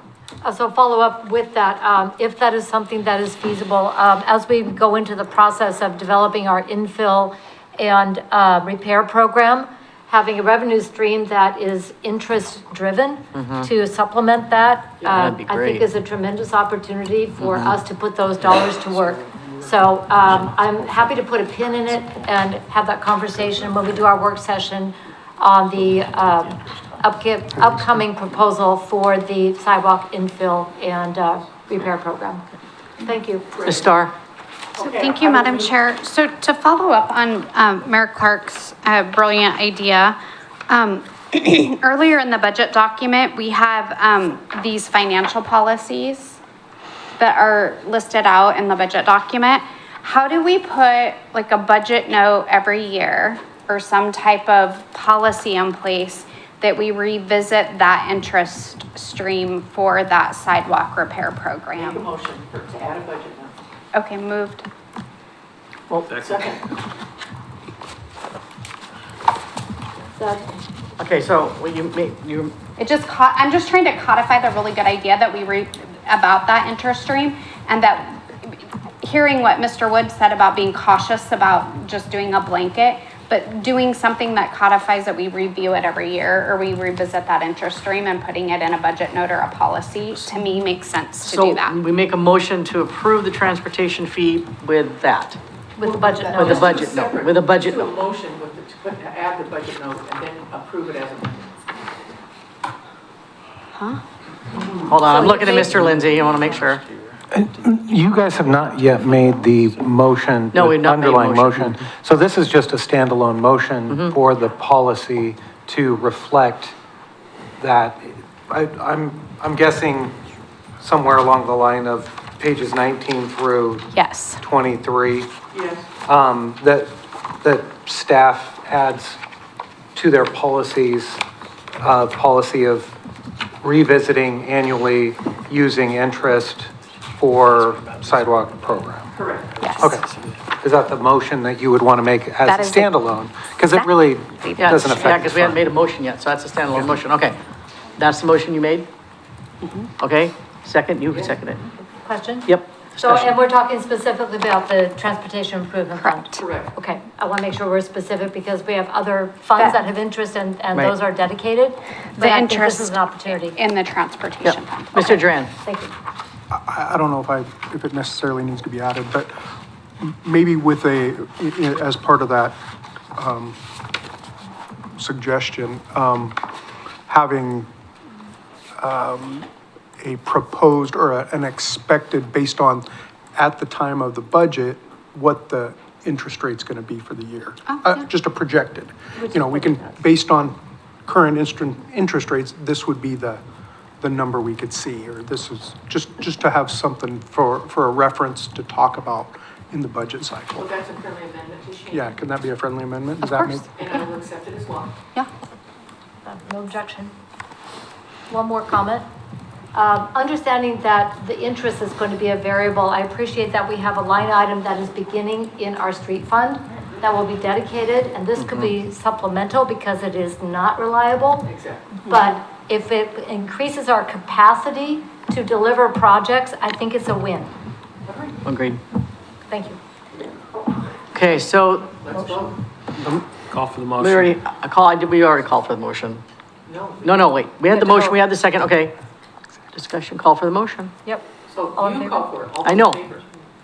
The motion is to approve, No, no, it's to, for the budget note. oh, for budget note, God, jeez. But I thought we had to approve it with the budget note. I thought that you said that was all one, standalone, because we didn't make another motion yet. Yeah, this is just simply to add to the financial policies section, basically a section about using the interest in the Transportation Improvement Fund to annually revisit how much money could potentially supplement the sidewalk gap program. Okay. With Madam a Chair? Yes. Sorry. So just to be clear, what this motion is going to do would be to amend the policies that has nothing that we're going to be dealing with respect to the Transportation Improvement Fund? Correct. At this Okay. time. At this Thank you. time. Okay, all those in favor say aye. Aye. Opposed, say no. Motion passes unanimously. I move to approve the Transportation Improvement Fund. Second. It's been moved and seconded to approve the Transportation Improvement Fund. Discussion? All those in favor say aye. Aye. Opposed, say nay. Motion passes unanimously. Okay, brings us to stormwater. I just would like to get to sewer before we leave, guys, that way we can stay on board. Stormwater, Thank you for giving us hope. I know, I'm trying to. Let's go through these. Through sewer, okay. Well, this fund is the one that gives me pause this year. Someone asked me last year what gave me pause. Last year it was this fund. And someone asked me the year before which fund gives me pause. This fund. So out of all of the budgets, this is the one that keeps me up at night now. Yeah. So we got some issues. Last year, line 6 on service fees, we asked for 25% increase. We got 3%. We attached an index to it. The index, I don't have it in front of me, but I believe it came out at about 4.2% this year. It's a combination of two variables. One is a construction cost index, and then also a different CPI. The construction cost index actually went negative. So because of actually the other half of the equation is the increase in land, bare land values in Keizer, which actually went up enough to offset it. So it was about 4.2%. However, it's not going to get us to where we need to be because the base is not right for this fund yet. So we have to, you as a committee have to come to terms with what we need to do as a base, and then have the indexing going forward. So this year's budget, we're asking for a $2.76 increase in the ESU per month rate. That will get us $1,972,800 in estimated revenues. That still means we do zero capital improvements. We're not reinvesting into this system at all. If we have a major emergency, accident, something like that, we're gonna have to go and do a borrowing immediately to be able to address that. Correct, or we could do some kind of interfund borrowing to do something like that. However, we're not planning on doing any investment into the infrastructure of the stormwater system next year. We do. Do you have a question? Do we have a CIP? Not a super solid one, but we do know we have a big black eye looking at us right now. We have a major project that we need to come to terms with. We have a stormwater line that's going through a whole neighborhood's backyard. And that was a several $1 million project that we're going to have to either just sit on for a while or do a borrowing for, on top of what we're looking at here. So as we move to the, So shouldn't we have a CIP before we determine how much we're going to increase these funds? I mean, should we just shoot an arrow in the air? it would be a good idea. However, we're not doing any CIP. We don't have any dollars to do CIP. So unless you want to increase the ask more than what we're asking for. When you say we don't have any dollars to do a CIP, are you saying we don't have any dollars to do a master plan for the stormwater? Is that what you're saying? I'm saying we have $0 to do any projects. There's no projects going to be done in this fund this There's next no year. projects in any document. So I think we've got, process speaking, we need a master plan, which will generate a CIP, which will generate how much funds we need to do. Am I wrong? Ms. Blaylock? Thank you, Chair Parsons. So the stormwater master plan is quite outdated. And the reason that it hasn't been revisited on the whole is the amount of development and the system doesn't have a lot of room. Plus the regulations have moved away from public. So now that the policy is to have folks manage their stormwater on site versus connecting to an MS4 or a system. So there's been some shifts in that. So for that reason, I believe Bill didn't move forward with revising the stormwater master plan. That said, we do have a capital improvement project plan that does include, I received that as a handoff when I came into this role. So we do have one. And it's a 5-year, and it does 3 of those 5-year projects involve that Willow Lake project, which is that major storm line that runs along the backside of houses, between Lydia and the courts along there. So, that project was I think like $3.5 million, and that was broken down into 3 phases over that 5-year plan. So there were a couple of other projects as well. So there is one, but it's not a long range. So what we have in place now is a TV contractor that does a lot of our inspections of the storm line. And so they work their way through the system, guided by staff's priorities. And we use that information to inform the projects that are coming up. So that's how we identified the Willow Lake project. So what are you going to do, Carrie? Are you going to update the master plan and then the CIP at the same time? Or you're going to use that CIP the way it is? Or what is your plan? New Public Works Director. Well, I'm glad you asked. That is a huge question. Yeah. So in my view, we can use a lot of the information that we have from the TV inspections. We can use that to assess condition of pipes. So for now, yes, in the interim, we will use the plan because that is the most critical project that we've identified. Okay. Over the course of the next year or so, my plan would be to continue to collect information and use that to create a 5-year rolling CIP with more of a 10-year outlook. So in that, if we need to revisit the master plan along the way to see, you know, where are we looking, and are we looking at the UGB expansion? There's a lot to consider, so that might be something that we throw in along the way. But that's all I have for you so far. I hope that helps. Mayor Clark? Thank you very much. as this project was presented to us 2 years ago, it was also presented that there's a significant risk to all of us ratepayers when this system fails. And failure is something that is going to happen, we just don't know what day. Would that be a fair statement? Absolutely. I mean, an ounce of prevention here. So we know we have a problem. We know it's a risk. What we don't know is when it will fail. But I can always, I mean, we see it. If it does, it's always going to cost more to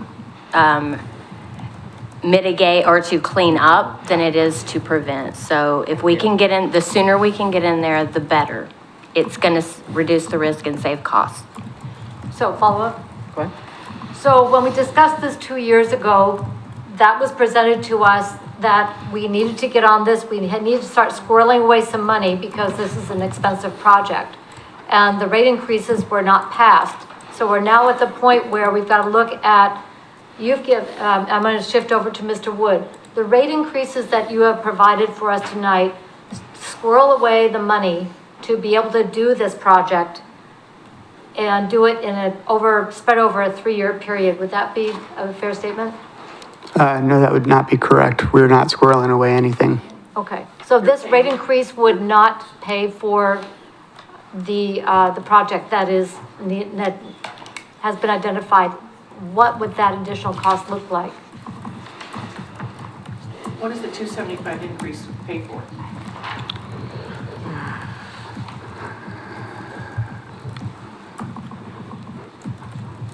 So Yeah, we Ms. would Blaylock, go ahead. probably need another $6-7 increase to pay for the project. Just So- doing napkin math. If I, Go ahead, Ms. Blaylock, adequate. She was going to answer that question. Yeah. Thank you, Chairperson. I just wanted to say that, as my understanding is that this rate increase of the $2.76, that is to cover the cost of operations, our people and the supplies to do the job. have one more if I may. Just one more. Just one more? Just one more. When the system fails and has to be replaced, even if we do interfund borrowing, we have to have a plan for repaying that fund. So to save money, the sooner that we get this going and understand the cost, at that point, if we start assessing that to our ratepayers, we're going to end up saving them money in the long run because they won't be paying for emergency services and also damage that is done to the existing properties. Would that be correct? That would be correct, yes. Thank you. Yeah, Jonathan, you had a question? Yeah, I do. I understand the discussion about the 276 per ESU, and as I have recently been made aware of the number of ESUs that my small business has, thank you, Mr. Brown. I would just like to point out that, we're already asking for a very large police fee increase. We are now going to ask for another $2.76 per ESU on top of that. At some point, we're asking a lot of our people that pay rates per ESU in 1 year. It's a big, it becomes no longer a rounding error in the budget. So I just want everyone to keep in mind that this is 276 per ESU. I think the police fee is right now proposed at $690 going to $1434 per ESU. I mean, at some point, those of us that have multiple ESUs are gonna get super cranky. I thought the ESU was staying at $690 per ESU for the businesses.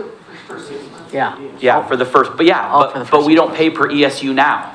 So as someone who has multiple ESUs, now I'm getting charged per ESU, great, understand. Love the police and what they do for us. And then now I'm hearing numbers of an additional $6 or $7 per ESU. And when you have multiple ESUs, that math adds up quickly. Yes, you're right, it does. Shani.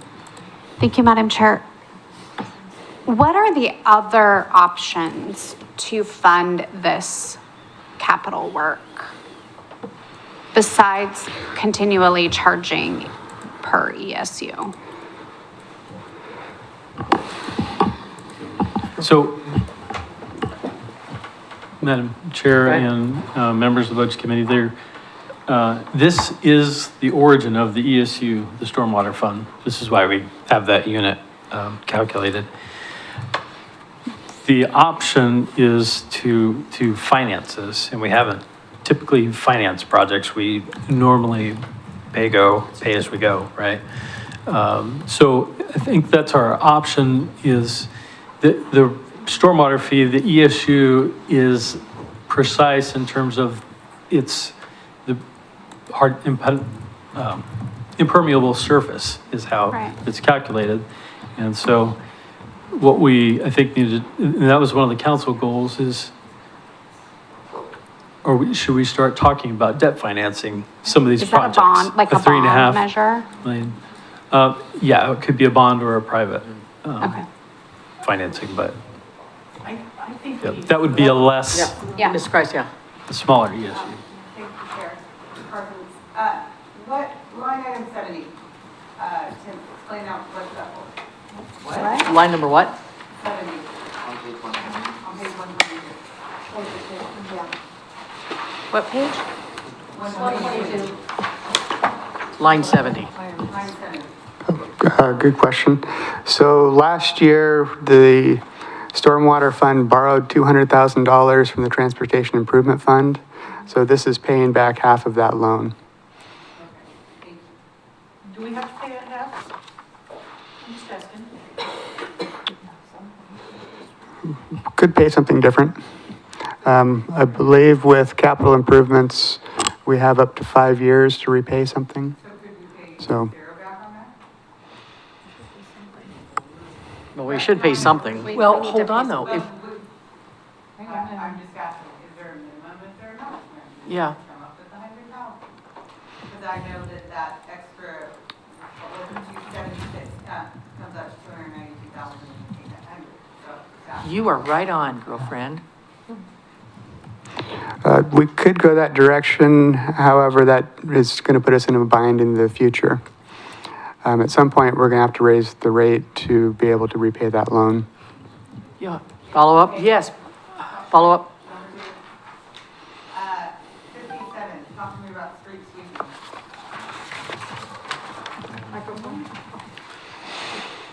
You have to get your, Number 57 line item. Talk to me about street sweeping. Sure. We did a RFP about a year and a half ago. We went with a new company because our existing provider, basically, I think, tripled the rate that they're trying to charge us. So we went with a different company. Can I just interrupt for 1 second, though? Sure. I would be mindful of just saying not too negative of things about any particular person who's been a contractor for the city. Just saying. Okay. So we entered into a one-year. This is 4 times, just 4 times what we usually, Right. what we paid before. Right. So the current provider is That's not meeting exactly our what we're needs, raising the and fee they're at, under a 280. short-term contract. So we actually have an RFP in process to go out for a new provider. So we went back to the previous RFP process and said, what were the other providers' rates? And we put that number into the budget. So that's what we are assuming based off of an RFP a year and a half ago, what we think the RFPs are going to come in now. Jesus. Thank Melissa? you. So do we have is the new vendor currently sweeping our streets? Yes. Okay, well, I'm not super happy with this new vendor. I don't think anybody is. I don't think anybody is. Yeah, I don't think I anybody think is. that's why we're just looking this way. That's why we're looking. Yeah. This budget is not with the new vendor, this is with the old vendor. Correct. Okay, I wanted to clarify. Okay, Lori? So we could not make any repayment to the Transportation Improvement Fund this year, knowing we're going to have to pay it back. We've got 5 years, so 1 year would be used up. That'll give us 4 years to pay back what we borrowed for the wetlands. Didn't we borrow it for the wetlands project? That's correct. Yeah, so that would give us 4 years, but it wouldn't be in the same year that we're making significant changes to the way that we're funding police. So next year, that will have already been assimilated into all of our budgets and will continue to climb as costs climb, but at a much lower rate than what we're asking for this year. And then it would be more palatable to be able to start to pay back the transportation, wait a minute. Thank you, improvement fund beginning next year and pay it off in 4 years. Yes? We could do that, yes. Okay, that's what I think we should do. Wait, oh, Mr. Brown will end first. Oh, one more thing. Oh, wait, one more question. Follow up, let me just finish. The other thing is, I'd like some information brought back on financing this mega project over a 20-year period. I think now, a project that big and that critical as you're saying, I think that warrants us looking at potentially borrowing money to fix it. I do. Let's take Borrowing, a look. bonding, doing a bond. Or doing a measure. bond. I mean, we need to look at all the Let's take a look at options. that. We don't carry any debt. Yeah. Mr. Brown? I think I can pass. Okay. Elaine? Thank you, Madam Chair. So talk about paying back this borrowed money. We have 5 years from now on, or actually 4 years, because you borrowed last year, right? So how much time from today on do we have to pay that back? Is it 4 or 5? So next year would be the first year. Okay, So- so can we do 20,000 a year and break that? Actually, no, it's 200,000. Can you do 40,000? So kind of installments payment towards paying that back? Instead of like this year we do nothing or next year do 100,000, could you have the installment plan? So we know we break it. Budgeted. Yeah. Much better. Yeah. I like all these ideas. These are great. They're all good ideas. And what does that do then? Sorry, To start. just one more. I want that on a t-shirt. What does that do to the proposed increase on the per ESU that we've been talking about? If we kind of tweak the number of the payback? Right. My recommendation, I mean, the ending fund balance in this fund is, I think, below our financial requirements. So if we were to reduce the the transfer out, I don't think it's going to have much of an impact on what I would ask for as far as the ESU rate goes. Which was the It whole just gives reason why us- we talked about postponing the It just gives payback, us a little was to bit of adjust the breathing. ESU, right? And so if it's not gonna make that big of a What can we do to reduce the 276? I see two line areas. One Excuse me, Ms. is Christopher. suites. She still has the floor. Sorry, That's okay. Go ahead. that's what it is. yeah, go ahead. There's only two areas, and one is street sweeping, that's $280,000. The other one is paying back the transportation fund. Both of those areas are driving that 276. Yes? No? Yes, you're right. Yeah. The street sweeping, we have to meet requirements for our discharge permit. And we're in the potential where we could get fined by not meeting our requirements, which is the reason why we're putting it out for bid again, is because we need to meet the requirements for a discharge permit. Or what that means is the stormwater that's being let into the rivers and streams. Follow up. I think we need more information on this. I'm not prepared to vote or come to an answer on this. I'd like to see what a 20-year bond or a 20-year loan would look like for the mega project. And I'd like to see what minimum alternatives there are rather than the alternatives you've presented to us, like those two line items. Can you make magic by tomorrow night? I think that's unfair. I think It gets us more information. Do you have a question? Yeah. I think just point of clarification for me, like I like this concept of taking that money, but I guess in my head, I thought it was going to move towards these stormwater repairs. And now it sounds like it's moved into the ESU discussion, and I'm just not sure where we're really at. It's not going to be. Mr. Att? Yeah, so you're right, Mr. Grant, you can, my mind was going there too, is are we trying to build up something for these liabilities that we have, or, and then it went to a reduction of the fee, which I understand and can see the reason for. But that really is the question. This is just maintaining, the minimum standards, but doesn't get us towards that big project. Financing it is, neither one of these lines are gonna,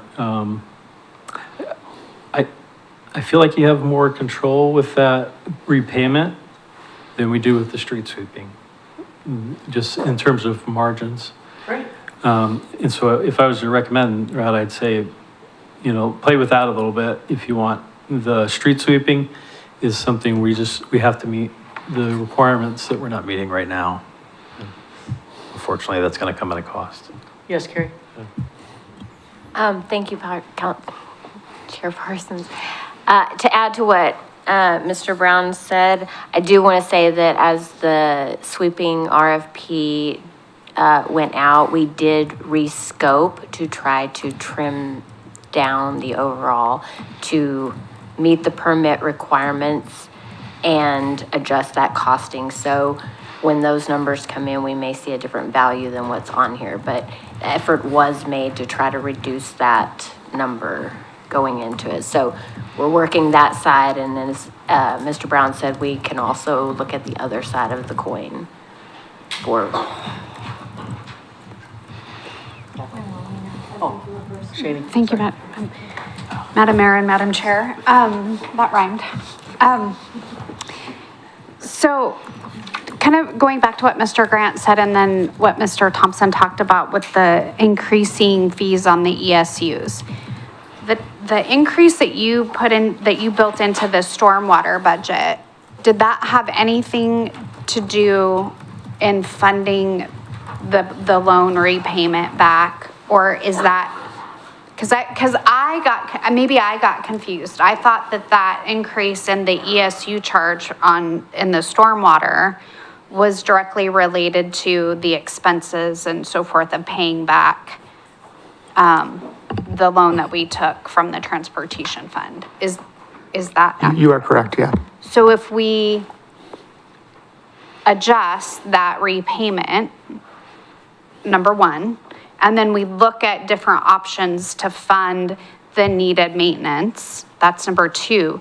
What does that do to the ESU issue fee increase that Mr. Thompson spoke to? I think that's what we're trying to kind of get narrowed down to. Correct. I think this fund is so close to the edge that if you were to reduce the loan repayment, put it into contingency. And then if something were to come up, we'd at least have some money to pull to do something with. Having $0 for capital, for me, is just not feeling very responsible. And then does that address the ESU increase? It does not. So doing all of those adjustments to the repayment of the loan from the transportation fund doesn't do anything to address the increase in the stormwater fee per ESU. My recommendation would be not to mess with the ESUs. The fund is just too close to the edge.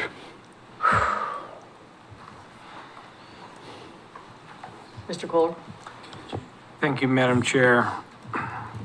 So I've sat in a number of these budget meetings, 7 of them, in fact, and it seems like we're always kicking the can down the road. Oh, we can't do this because it's going to, we have too many families that are sitting on the edge. Well, now we're on the edge, and I think kicking the can down the road another year or another 2 years or another 3 years has possible catastrophic consequences, and I think I don't think we can focus on kicking the can down the road. I think we're gonna have to take a look at how we can do this, and if it's a bond, it's a bond, if whatever it is. Well, not only the project, but the whole thing. When's the last time we raised the sewer fund? And how much did we raise it then? 3%. And the year before that? And the year before that? So I just think we're having we're suffering the consequences of kicking the can down the road. So I think we need to figure out how to not kick the can down the road. Shane? Thank you, Madam Chair. If we do that, let's just say the options come back and we do the 20-year financing. Does that address the ESU increase issue? Or is anything we're going to come up with address the ESU fee? So issue? How can we not increase that fee that much? Right. So the financing, the big project is not factored into this budget at all. So anything we do with that will increase. If we do a 20-year financing, we'll have to increase the ESU to cover the principal interest payment. That's going to be a lot different number than the number I threw out earlier, the $6, $7.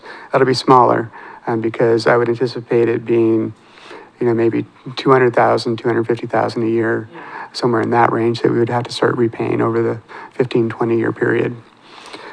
So that would be a much lower number. We're talking probably 50 cents to $1, somewhere in that range. But that's not factored into this. As far as reducing the ESUs, I wish, I don't know how we would do it and still maintain the permits that we have. I don't have a better answer for you. I wish that I did. Kyle? So, just so everybody kind of understands, this is going to come up when we talk about the police fee. The ESU cost for a big box store for just this 276 is $1,000 a month. So, and then when you talk about what the police fee is going to put on top of that, it's going to be a lot on the businesses. I know my business at the proposed rate right now is going to be $35 a month. For the police? For the police fee. What about for storm? And for the storm, it's going to be $14.26 a month. And we're talking about raising the police fee up again in January to meet our obligations. And it'll cost me $76 a month next year for the police fee. And I'm per month. And I'm, five ESU. Yeah. And there's guys that are, huge. So just keep that in mind. We need the money, and I'm not complaining about for my business. That's going to cost me $100 a month next year for what we're proposing right now. But there's people in between that too, between mine and a big box store. So it's a lot of money, and there's going to be some heartburn. So just keep that in mind. We're asking for a lot out of the businesses. I think that's why I've been asking the same question. Yeah. 52 different ways. Yeah, and we were talking about this in the police fee meet, Yeah. But when you really sit down and look at the numbers, the dollar amount, it's astronomical for some people, so. Melissa, you had your hand up. We're in a tough pickle. We kicked the can down the road because we were just coming off of COVID. And we kept having all these optimistic thoughts that our economy was going to improve and that it would be more palatable. And here we are, and we're actually, I think, in a worse economic situation than we were back then. And so I don't know what the answer is. I just know that our stormwater and our sewer and our water is critical to our city. And so at some point we have to make a choice that is difficult. And and at the same time, our businesses are critical. If our businesses leave our community, then we've got a problem in terms of employment and the money that's coming into the city that way. Yeah, exactly. So here we are. What do we do? I'll go to Mayor and then to you. So a couple of thoughts occurred to me is, yes, absolutely, this is the time we've got to make sure that we are maintaining this system because the federal fines are significant, which is something we discussed when we first established our stormwater utility. My question is, the city council already has said that we are going to do a modeling work session on the ESU structure.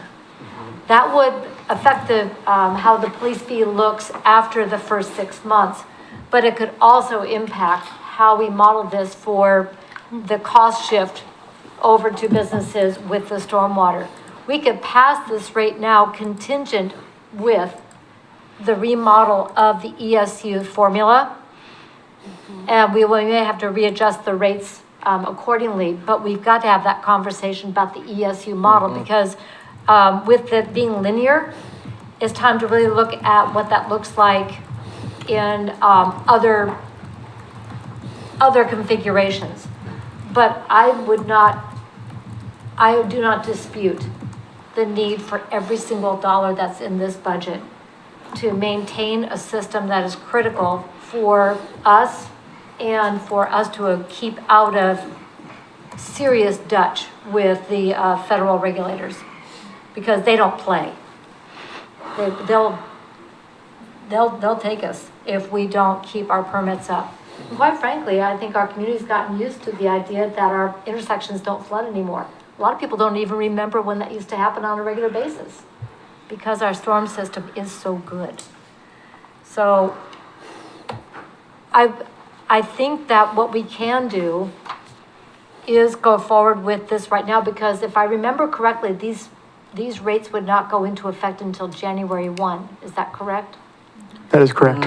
So we've got time. We can pass this now, knowing that that is a possibility, but this is also contingent on our ESU modeling, which we are supposed to get at this summer, because we've got to do it for both the police fee and for the stormwater. Just a thought. Yeah, Sarita. Okay, thank you, Madam Chair. Talk to me about line item 69, the contingency on page 122. The $128,000. Correct. By our financial policies, I think we have a 5% contingency. Correct. And that's, is that the minimum amount we're required to put into there? yes. Okay. All right, thank you. I guess I will just wait till there's a motion on the table for discussion. Lori, do you have a question? Yeah, I want to. I know, Jane. It helped when the mayor said it doesn't start till January. We'll know our street sweeping expenses then. We could get slight relief there, Maybe. maybe. But I mean, Fingers crossed. Yeah. yeah. Ms. Herb, your question? Thank you, Chairpersons. I just wanted to ask Mr. Wood, is the $2.76 increase already reflected in these numbers that you've presented us here? Correct, yes.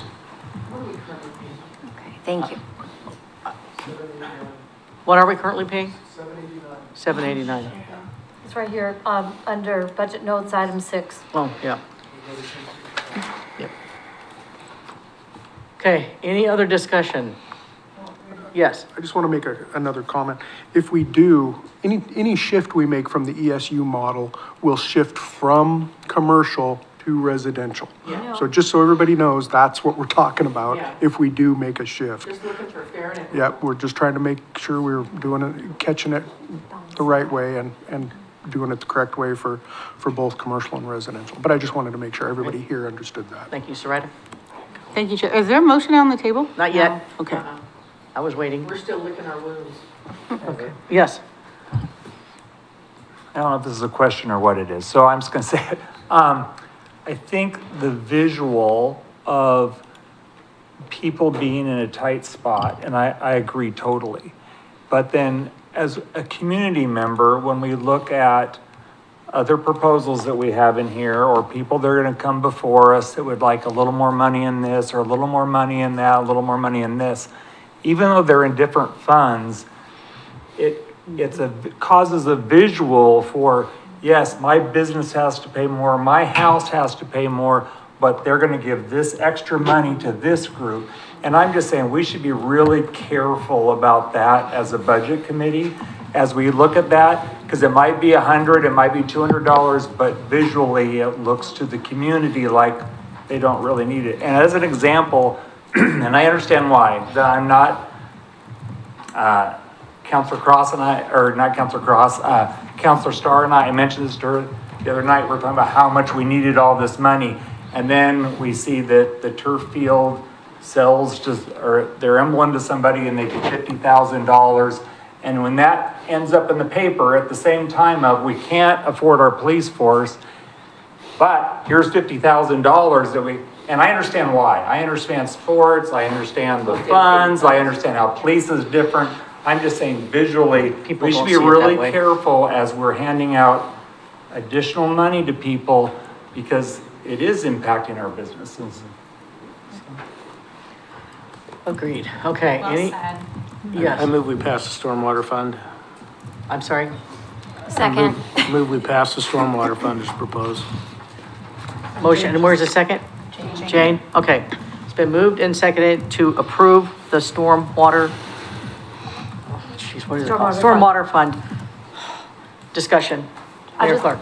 Thank you. I just want to put on the record that the rate itself will be subject to additional work through the city council, working with staff on the ESU modeling. Yes, Sarita. Thank you, Chair Parsons. And thank you for saying that, Joe. It's lovely to see you up here, and it's lovely to always see you in the audience, too. It really resonates what you just said, because, yes, when we hear, and I already did mention it, with travel, you know, I stopped counting at the 31,000. But yes, all these things, that it's $3 there, well, you know, it must be nice that they're traveling there to educate themselves when I'm educating myself via Zoom or whatnot, when, hey, maybe we're not having coffee this week. So, you know, I fully support the police, but I know that we're gonna be going over park funds and stormwater funds. And yes, this doesn't go into effect till January 1st, but until we have all the answers, I can't be a yes vote. Okay, do I have any other discussion? Okay. All in favor, say aye. Aye. Opposed, say nay. Nay. Motion passes, what did we have? 14 to 1? No, 13 to 1? 13 to 1 with Counselor Cross. Then no. Okay, I'm gonna make a recommendation. The sewer and the sewer reserve will go, I presume that would go really fast. If you guys looked at that, if we just do these two real quick, we're out of here, okay? Yep. Okay, sewer fund. The city of Keizer is part of a multi-agency sewer system. City of Salem manages the system. The water wastewater task force is a multi-agency group that gets together every other year. They're going to be firing up again this summer. They're the ones responsible for setting the rates. So what we have in this budget is an estimated 5% increase. Historically, the Salem Water Wastewater Task Force has recommended increases between 3 and 6%. So this is on the high side. Hopefully when the task force gets together, we'll see some relief from that. Other than that, there's 0.01 FTE assigned to this, just in case we have to do some planning. And that's all I have on the sewer fund. You have a question, Elaine? Thank you, Madam Chair.